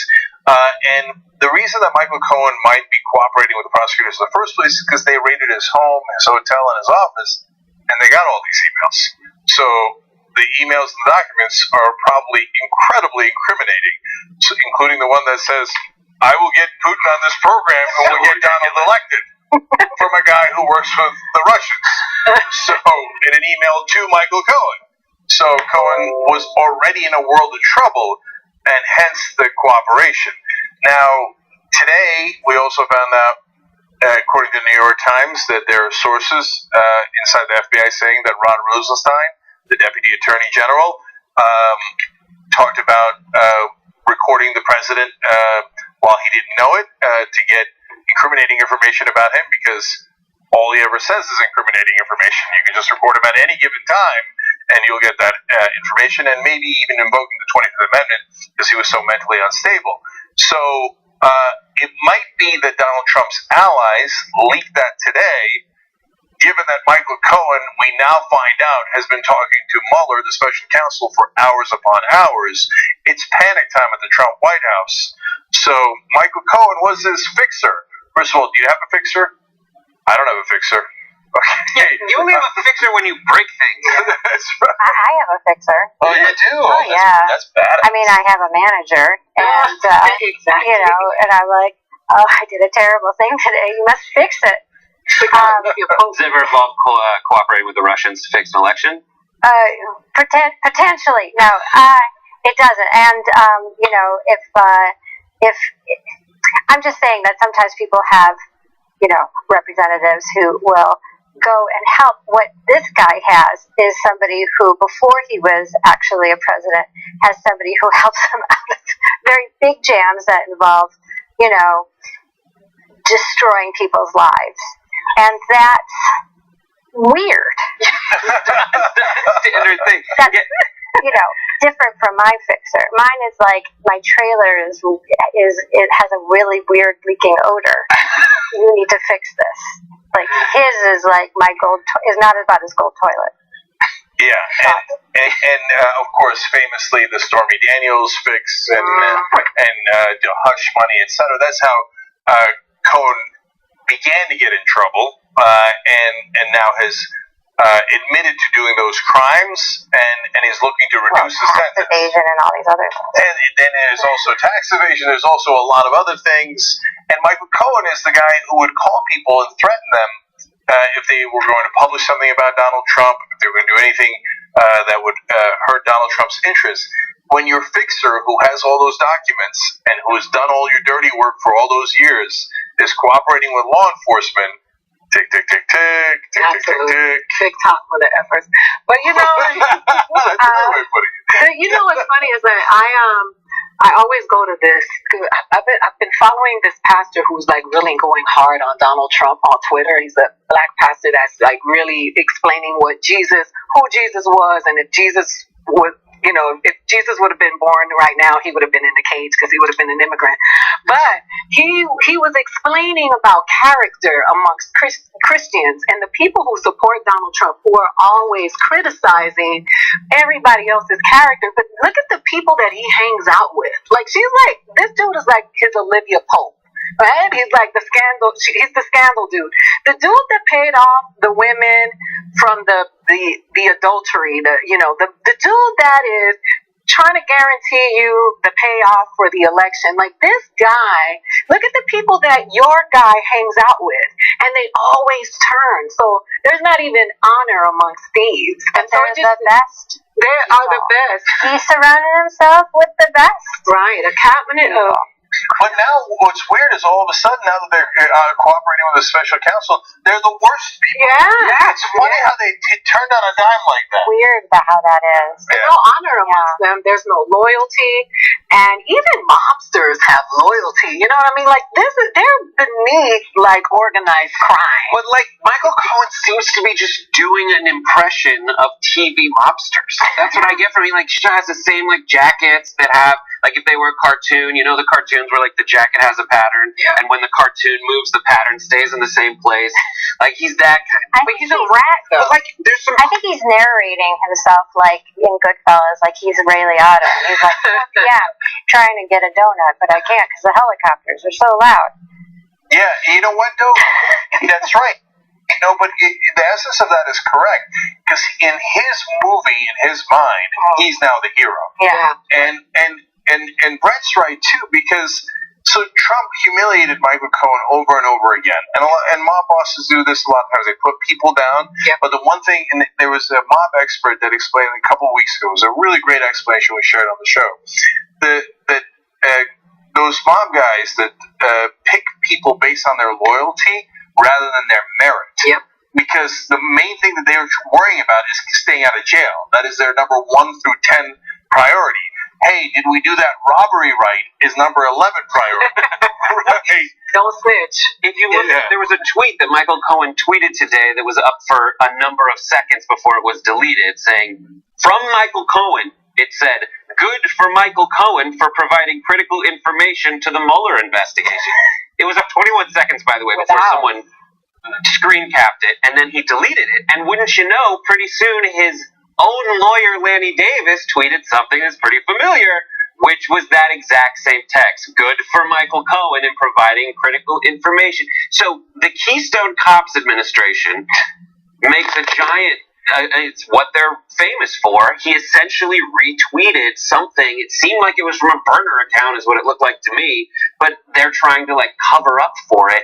And what that tweet was trying to do was say, listen, Michael Cohen is cooperating with Mueller without having gotten the deal, so you should trust him. But at the same time, he messes it up so badly that you can't even follow what he's trying to do, which reinforces that point that he's getting the worst people who had been the most loyal, but are also the most stupid.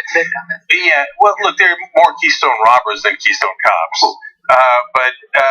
And this also happens in mob cases, because, yeah, they pick people based on loyalty, but inevitably someone turns on them. Why?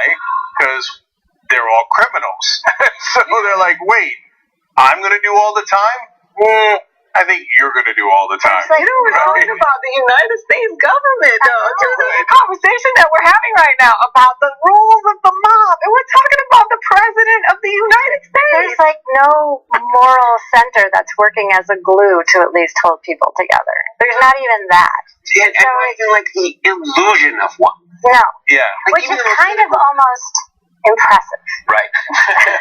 Well, the guy who wrote the op-ed, who's a senior administration official, this was, a little while ago in the New York Times, said he has no guiding principles. Right. There's if you try to discern, hey, are you for this policy or against that policy, it doesn't matter. He's going to change his mind because the only thing that he cares about is what's in it for me. Yeah.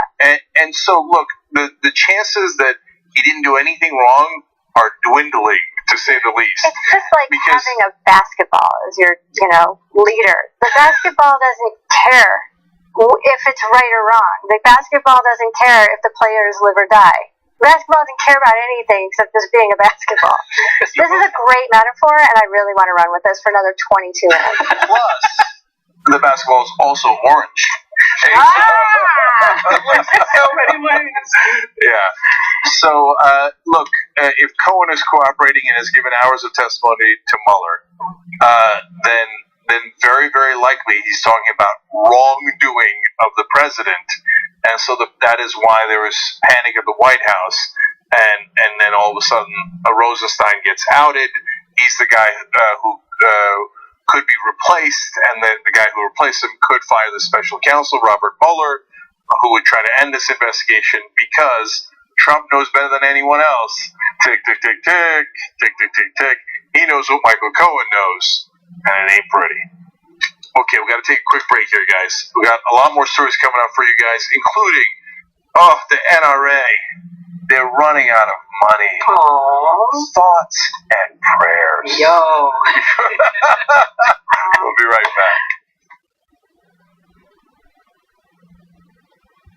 I'm Hassan Piker. Don't forget to follow me on Instagram at Hassan D. Piker and on Twitter at Hassan the Hun. And this has been The Breakdown. Was that good, guys? Okay. Not enough hashtag use. Hashtag abs, hashtag model, hashtag woke bay. Hashtag one black friend. I'm thinking more rings. I got them here. You need more accessories.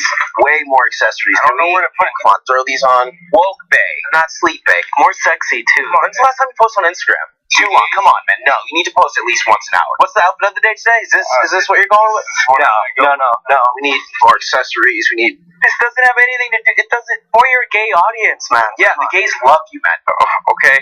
What else? What else do I need to do? You haven't appropriated a culture in a week. We have like a kimono or something. Yeah, that looks good on this, dude. Perfect. How many rings you got on? Do you have any more? I got 3 more. Yeah, can we get more rings on this? And when you're done, kiss the ring. Look at the camera. Kiss the ring. Maybe like a little wink. Islam's role in terrorism and all the Huffington Post articles were doing well. I was in. How many likes did our last outfit of the day picture have? Only like 100,000. So I think that's where your focus needs to be. I hear you on all the blah blah blah social issues. We need to focus on followers. Kids in Yemen. We don't care if you sleep at night. Dab, dab. Okay, dab. There you go. More. Talk about yourself more. I'm Hassan Piker. Don't forget to follow me on Instagram. Yeah, be more into it. Instagram is important for me. Americans losing access to healthcare coverage. I hear you. Attack Tommy more. I've done it. So many. She shoots out of her living room now. It's like punching down now. We're okay with that. It helps the brand. We made you. We got you verified. You're nothing. Like, come on. So I don't know what else I need to do here. Just take off that shirt. That's exactly why Tommy Lauren is stupid. I hate you. I'm Hassan Piker. Follow me on Instagram. Hashtag woke bay. Hashtag woke bay. Please follow me.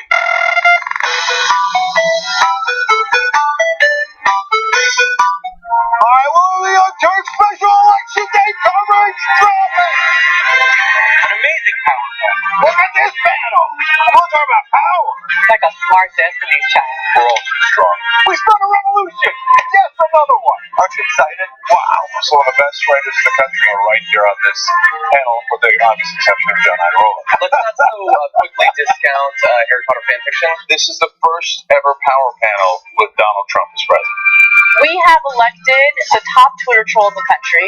You know, I can't get over the fact that Donald Trump already has lower numbers than George Bush did after Katrina. We have to stop pretending that race is not an issue in this country. Now keep in mind, racism had gone away until Barack Obama brought it back. They want to protect life so much that they want to ensure that insurance companies don't cover your maternity care. Their legislation is always accompanied by some kind of moral judgment, right? This idea that poverty is a choice. What ran me away from Christianity was judgment and condemnation. Assaulting peaceful protesters in North Dakota, crazier than bombing Yemen, crazier than bombing Syria so much they ran out of bombs. You mean crazier than funding ISIS and trying to knock off Assad at the same time? Amazing footage came out today of a 5-year-old child being miraculously pulled from rubble in Aleppo. A miracle and a reminder of the horror of that conflict is still present every single day.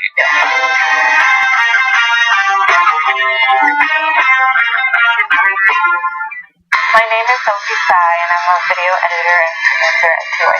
I edit Facebook originals, Aggressive, but I also work on Main Show. I produce the Happy Half Hour. I think my happiest moment is spending time with my coworkers outside of work, hanging out with them and getting to know what they like to do or what movies they like to watch and what hobbies they have. My hobby is playing with my dog and going out to eat. I think that's my favorite thing to do on the weekends. All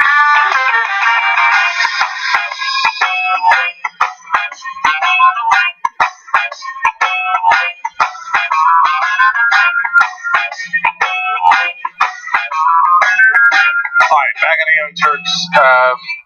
I just have one note here, and then we got to go. We got a lot of stories for you guys. Ida is going to be at the Improv on Saturday, and then is hosting a march and rally for Puerto Rico on Sunday here in Los Angeles. Bless your heart, Ida. Go to funnyida.com to get more information. Funnyida.com. So check her out at the Improv on Saturday and the march on Sunday. Thank you. Yep. All right, go ahead, Brett. So, it costs a lot of money to detain migrant children. We are just discovering that in this new policy that the Trump administration created, and in so created a pretty costly problem for themselves. It cost $266 million, more than was allocated, so they needed to find it somewhere.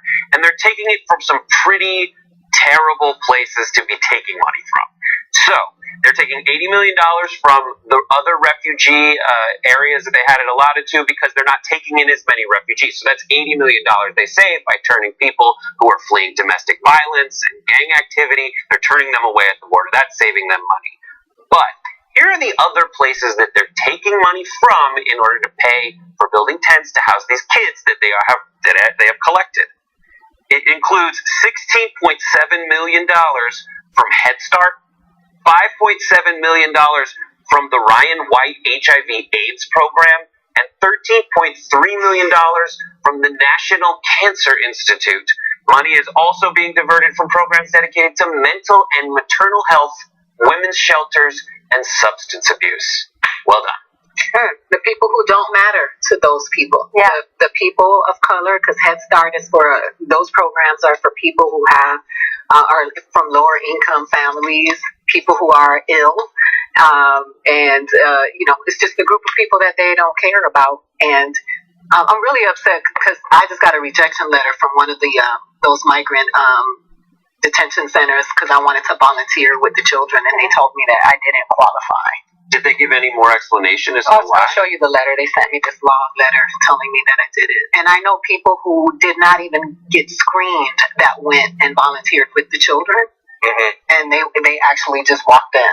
Oh my goodness. So three things stand out to me here. One is we're going to take from educating your kids and we're going to put it into imprisoning kids. Mm-hmm. Okay, so that's pretty stark. Secondly, they talk about, so some of this stuff that his voters would be happy with. I get that.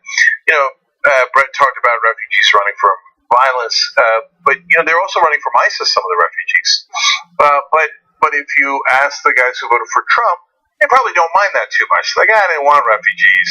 Take money from there. I don't care who they're running from. I just don't want them here, right? So they're probably on board for that.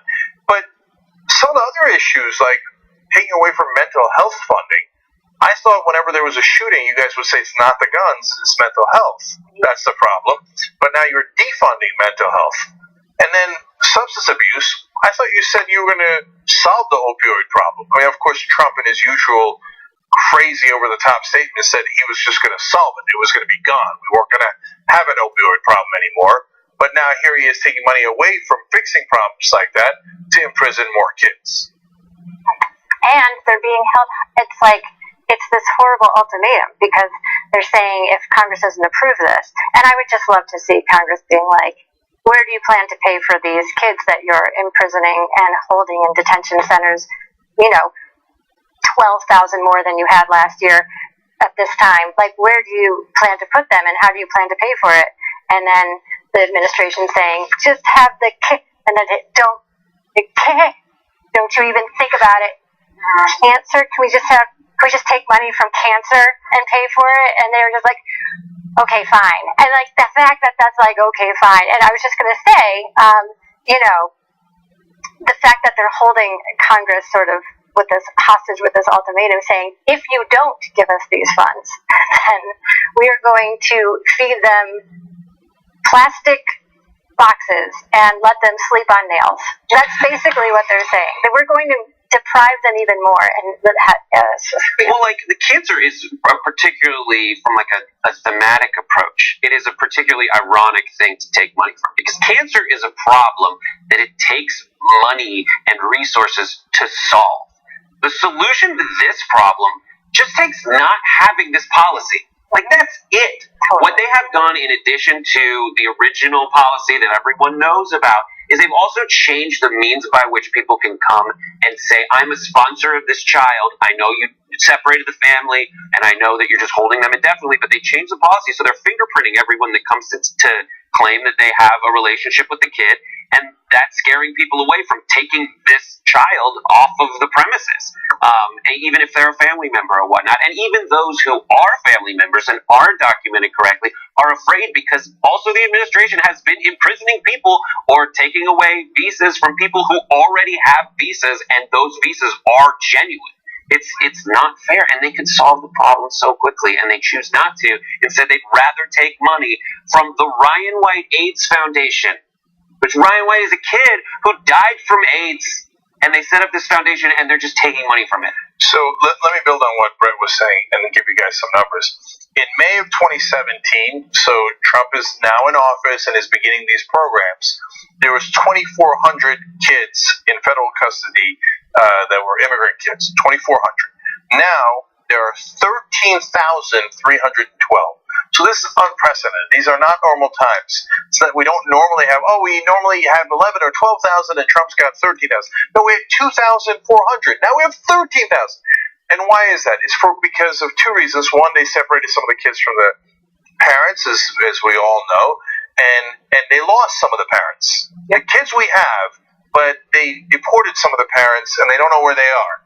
So I don't know what we're ever going to do with those kids, but they remain in detention centers. It's like if you pitch that movie, it'd be like The Hunger Games meets The Handmaid's Tale. Like, this is what makes me always call into question all of the women who voted for Donald Trump. The programs that are being cut are directly targeting women and children. So all of those women who felt justified in voting for Donald Trump and putting him into office, and this administration has directly attacked women in so many levels. That's why they're trying to get this guy approved for the Supreme Court, because they're coming for us. They're gunning for us. I just want to know where these women are now that really, really felt justified in putting this man in office. Like, this is disgusting. And let's not talk about these centers, all this money that's going into them, and you still got babies dying from getting sick from being in these centers. Like, these are human beings that we're talking about. That there's like Border Patrol officers and people in these centers who are abusing. There's a guy who's like a serial killer, just, Border Patrol. Where's the outrage there? But that's okay. Some of these women, to your point, Ida, not all the women are, have a sense of duty to others. Some of the women are the Aunt Lydias, and all too happy to continue this policy, which is violent and horrific to women and children. Yeah. Now, let's also be mindful that Donald Trump's approval rating is 36%. So some of those women have left the building, and partly because they didn't know. And you could say, look, how could you not know? You saw the Access Hollywood tapes. You know what the Republicans have been in favor of for decades and decades. But there are really low information voters. Most people will never find out about this news story. I mean, we're covering it here, but cable news is nonstop to tweet this and to tweet that. And those are relevant, and we cover those too. But you should also cover these stories. What percentage of Trump female voters are going to know they took money away from cancer patients and AIDS and women's shelters, etc., to give it to detain more kids? My guess is very few percentage of them are going to know that, and they should, because this is what they're doing in your name. But this is comic book evil character. I mean, if you put it in a movie, you'd say, it's over the top. Absolutely. I mean, really, you're going to have the bad guy take money away from cancer and iron white AIDS and mental health and women and all of this to imprison kids? Come on, that's way too over the top. These have always been his hit list. You know, he has never shown respect to people with disabilities, people, you know, who have, you know, drug dependency, people who have, like, are veterans, people who have immigrants, people of color, to women. I mean, people who are sick and not the hardiest. I mean, it kind of... He knocked all of them out the box.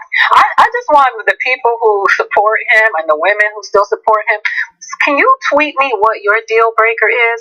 What you know what I mean? What's the cutoff for you? At what point do you say, oh, no, I can't support this anymore? Please tweet me. It just seems like this list of stuff that every reasonable person would be like, we can't take it from AIDS, can't take it from cancer, can't take it from women, like women's maternal health.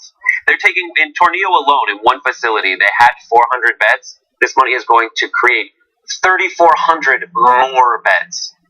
In a tent.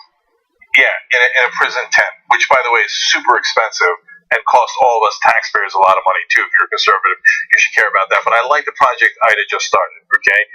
Hashtag bottom barrel, okay?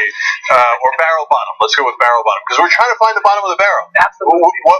What gets you good? Okay, now that's too much. Yeah. Okay? So hashtag barrel bottom. Just figure out what would cause a Trump voter to finally say, enough. Speaking of the bottom of the barrel, here's someone who lives near it. Cody Wilson is the guy who had that company that put up the plans for how to 3D print your own guns. He, in addition to that, recently had been issued an arrest warrant to arrest him for paying for sex. This is his wanted poster from the U.S. Marshal for paying for sex with a minor that he met on a website called SugarDaddyMeat.com. According to the report, Wilson, who's 30, has been charged with sexual assault. He's accused of having sex with a 16-year-old girl on August 15th and paying her $500. Here's the website they met on, SugarDaddyMeat.com. He goes by the name, I have it here, Sanjuro, which is a reference to a Kurosawa film. So he's cultured. Wow. It turns out he did not come back. They issued the arrest warrant, and he was away in Taiwan on a business trip. He apparently was tipped off. He did not make his return flight, but authorities in Taiwan have arrested him and canceled his visa, and he awaits extradition, even though we don't have a treaty with Taiwan. A crazed right-winger who sleeps with underage girls. No! I know. Right, no, really? Wow. I mean, isn't this amazing that it's become almost non-news? Yeah. And now, to me, the most relevant part of this is the guy who went around saying, oh, we got to be able to print our own guns because we don't want law enforcement knowing that we have guns. And I'm worried about the jackbooted thugs of the government who would come and maybe imprison us for what we wondered. And perhaps we now have our answer. And luckily, when he was arrested, he apparently did not have any of his guns on him. Because this is the guy who kept talking about. And a lot of these guys, they're like, oh, you know, we need it against the government. What does that mean? Why do you need it against the government? The tyranny of the government. Tyranny of doing what? Preventing you from having sex with underage girls? And why are you worried? Because it's the children that are in the jail for this government. So you're fine. What I want to know is, with these people with these guns, right, that are going to take on the government, like, I'm like, do you really think you're going to beat the National Guard with your little, no matter how many guns you got? Yes, they do. Oh. They do. They say, listen, we're going to have a lot of them. How many National Guards people are there? Yeah. I mean, I am not even kidding. I have heard this from people who say it out loud. And they're going to have I forget what the name of it is. He has a website that he puts his 3D plans on, and it now has a message saying that you can't, like, fight for us. This is the same company that the Obama administration kind of went after, and then the Trump administration settled for $40,000, so paid him $40,000. Spent 500 of it to waste it. Yeah, apparently it is government money. They took an elevator, according to Ars Technica, who has the actual arrest warrant and statement / affidavit. According to the girl, she and Wilson took an elevator to the 7th floor where they entered room 718. This is corroborated by video surveillance equipment. He paid her with 5 $100 bills, and police say Wilson next drove the 33 miles south and dropped her off at a Whataburger. And you know what? On a more serious note, with this attitude that they have towards young women, the president tweeted this ridiculous tweet about Dr. Ford when she was 15. Young women are not a currency for you perverted, disgusting, powerful men. It is just becoming so, it's like we're becoming desensitized to the behaviors towards women that are just completely unacceptable. We're supposed to be moving forward. Technology is at an all-time high, and we are still behaving like we are in the caveman ages when it comes to women. A 15-year-old girl is a child whose pelvic bones are not fully developed. There has to be accountability for this. This attitude that we see sweeping across, these are the people that you have in office. These are a reflection of the people that you have in office.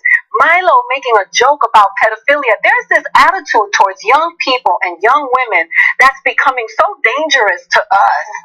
And it's just disgusting. And I think obviously this has been going on for so long, and in some ways I think we're finally stopping and going, wait, stop commodifying women. Stop commodifying women. And we have right now a government who doesn't really care about women. And so our voices are trying to get out there, obviously. And I love that you said, can we just stop? It's like, it's obviously, this is a power thing, right? This guy doesn't need to have an underage girl for any reason other than like a power dynamic. It's like all women have the parts. So you can find someone who's wants to have sex with you. You have $40,000 from the government. You are fine. You should have printed a 3D chick. But this power, this masculine power thing is really. Because it's now in power in our White House, and it has no line that it won't cross. We all saw Trump's tweet today about saying that if this 15-year-old girl was really assaulted, she would have gone to the police. That's a whole other show we could do. But it's just then we don't feel like anybody, including our government, has our back anymore. So one last thing, Cody Wilson missed this big opportunity because he's among the guys who say, look, we have to have these guns without serial numbers because the government comes in and we need to fight them in the woods. Well, why'd you run away to a different country, man? You had it. The government was coming for you. You could have grabbed your guns and run into the woods. And like he reminds me of Ted Nugent and all those other guys. Oh man, I was going to do this and I was going to do that, and then Vietnam came and Ted Nugent crapped his pants. Right? So, and I'm glad he didn't. I'm super glad he didn't. I don't want anybody to get hurt. I'm super happy that they arrested him without any violence at all. But lo and behold, when he had his opportunity to go against the government and fight for his rights to have sex with underage girls, he ran. The only reason he would have ran into the woods was to chase Little Red Riding Hood. We do need to take a break, by the way. Yes, okay. That was awesome. Okay, all right. When we come back, NRA bleeding money. That good news when we return.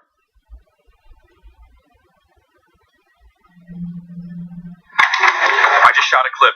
It's time sensitive and it needs to be edited. Did anybody call for it?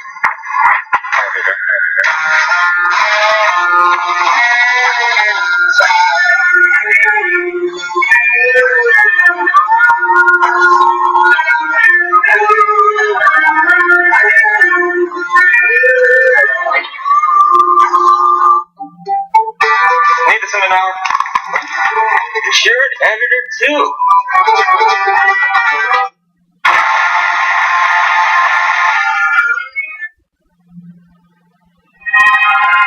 Watching all of this very carefully is Simon Wiesenthal. Nazi hunter Simon Wiesenthal. Yep, that's Simon Wiesenthal, leading Nazi hunters known worldwide as the conscience of the Holocaust. Famous, successful Nazi hunter. He is a self-appointed instrument of world justice, but he refuses to let his former tormentors live in peace. Your organization to track down some 1,100. Yes, Nazis. Do you think it's still really worthwhile pursuing these men who must by now be deadly old? Any lasting good is going to come out of tracking down these people relentlessly. To people who said, Wiesenthal, it is time to forget.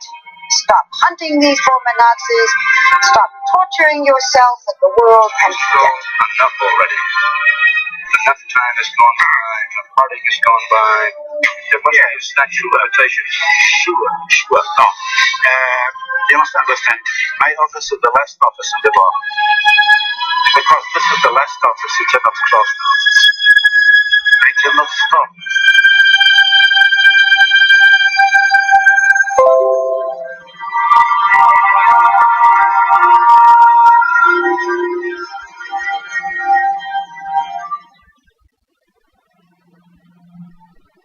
Hey Dave, as you can probably see, Skype froze.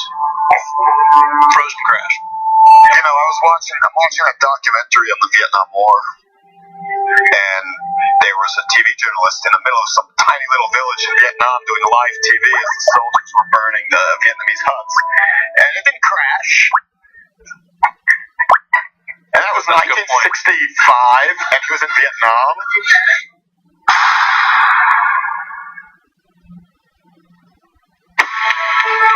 This is the wildest, craziest motherfucking race I've ever seen. We have 16 Republican candidates. What are we going to do? Not make brackets? Let's whisper the dream. Wait a minute! Good luck. These are the two most unpopular candidates we have ever had in our nation's history. Jesus Christ, there is significant boost every time Hillary Clinton's name is mentioned. Everyone I know is voting for her out of fear. He was looking at Donald Trump's hair like it was cotton candy. Get him out! Get him out! It's political game. They don't care about lives. Bow your head! This is what we mean by the establishment press. What's the establishment media? Yeah, no. I'm having a good time on this show. What else are you going to watch? People still don't know what the word feminist actually means. Not even that. People are still angered by the word. People think feminist is a bad word, but it's not. There are gradations. There are different ways. The people who are against gender equality love to use like militant feminists as the representatives of all feminists. It's untrue. I don't know why you'd be threatened by strong women unless you were incredibly weak. If you don't have equal rights, or you're not treated the same way, well, wouldn't you be angry? I don't know, I would.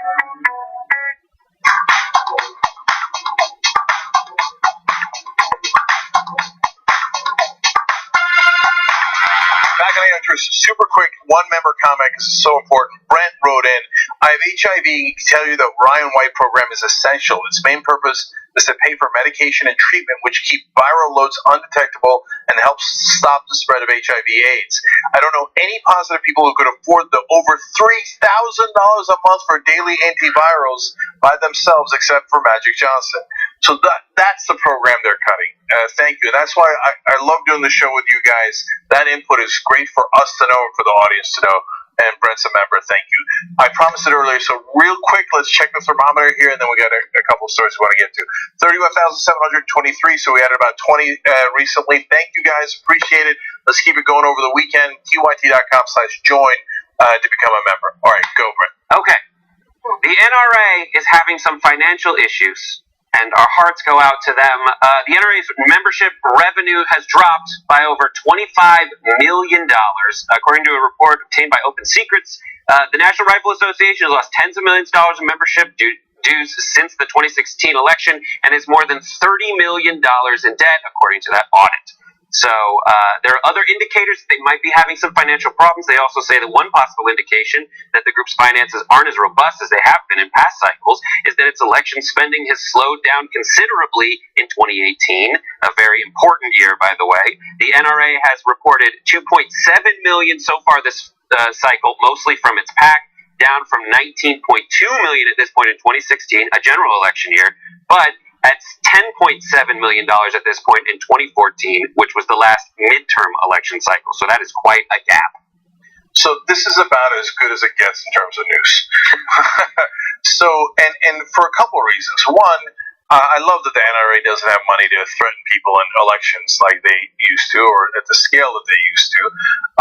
But more important than that is that I like that their members are leaving them. Because it's, we kept telling you guys, they're mainly representing the gun manufacturers. And so that's the bet that they made for themselves.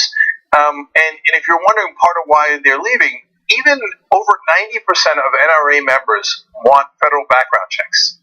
And it's just very reasonable to say, hey, look, I want my gun. I want to be able to protect my family. I want to be able to hunt, etc. But I don't know why you keep insisting that there shouldn't be background checks on people buying guns, because they might buy guns and come into my house. I don't know why you keep saying that we should be able to have bullets that pierce armor that cops are wearing. I don't know why you keep insisting that we shouldn't have some of the legislation and regulation that would protect serial numbers on the guns so we know who the bad guys are, right? So, look, there might be a lot of different reasons why those members are leaving the NRA, but taking positions that extreme to please the gun manufacturers so they can make more and more money giving guns to good guys and bad guys at some point might cost you some of the good guys. I mean, you make so many great points with that. The only thing I would argue is that I almost feel like that this isn't good news. This is bad news. And the reason I think it might be bad news is because yesterday, okay, let's just say in theory, and I think this is a pretty proven theory, when there's been a mass shooting in the past, NRA starts to rake it in, right? People go out, gun sales go crazy because they think, oh my God, they're going to come for my guns. Yesterday, that woman shot up those people in Maryland. I read in the paper that it was the third mass shooting of that day. Not of the year, not of the month, of the day. And by the way, there was a fourth one in Syracuse. So my feeling is that people go, oh, they're not going to come for my guns after this mass shooting because we've just agreed that mass shootings are fine and nothing has changed. And therefore, I'm pretty safe. I'm pretty okay. I don't have to worry. You know what I was thinking about? The other day someone tweeted if Donald Trump doesn't get reelected, something about how his party has guns, and a bunch of left-wingers and Democrats started tweeting, I don't know what made you think that Democrats don't have guns and that, people on the left, and it was that's true. It went really, really bananas. And, I think that the reason that this polarizes people is because the narrative is always dispersed and to make people who don't have all the information scared. And when you scare people, you can move them, right? And so these people are all being scared into believing that somebody's trying to take their guns away when all we're asking for is reasonable regulations. Nobody's trying to take anybody's guns away. It's just, can this be reasonable? This type of armor you don't need. And I just think about all these numbers. All these numbers will never bring back those babies that were murdered in Connecticut. They're never going to bring back those Parkland kids. A lot of you people who believe these crazy conspiracies that these people didn't exist, that they're crisis actors. I know someone who's friends with someone who lost a child in one of these mass shootings. And so we talk about numbers and how, Dana went on and tweeted about the last time they were talking about how they were losing money, and they were like, no, we're not.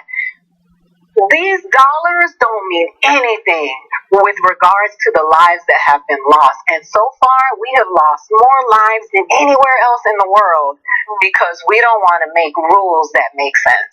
Well, but now the NRA is in a lot of trouble, and they might not be able to push their extreme agenda going forward. One, because they're in massive debt, but two, they're also being investigated for possibly taking money from the Russians. So, my favorite part, as I said earlier, is that the fact that they're losing members. Real Americans going, no, not interested in this extreme agenda anymore. And if you stopped your membership with the NRA, I got great news for you. You can join Young Turks membership at tyt.com/join. And if you have extra money lying around, our last story of the day is this. Okay, Halloween's around the corner, and you may have seen earlier today there was a certain costume making a lot of news. It is inspired by The Handmaid's Tale, Under His Eye. So here it is, Yandy.com, which is the place where you buy this sexy costumes, has a sexy Handmaid's Tale costume described as, it said, an upsetting dystopian future has emerged where women no longer have a say. However, we say be bold and speak your mind in this exclusive brave red maiden costume featuring a red mini dress, a matching cloak, and an attached hood, and a white bonnet headpiece. Pantyhose not included.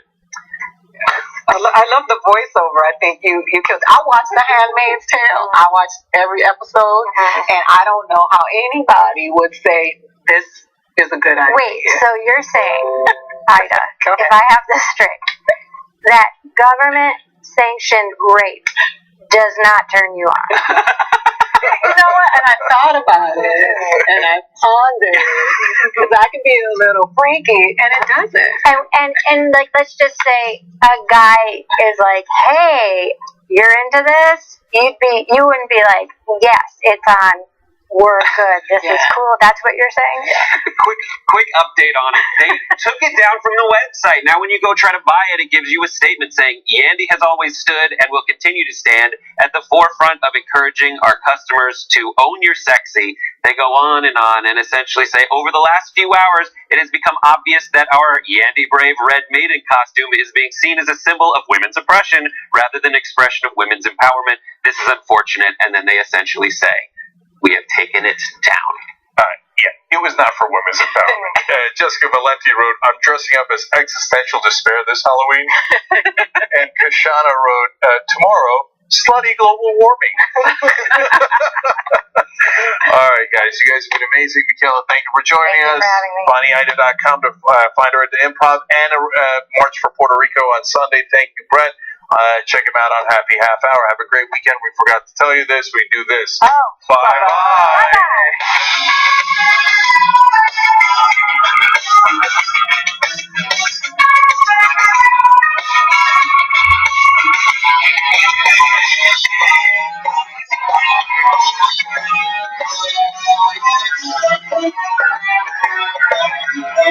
Bye.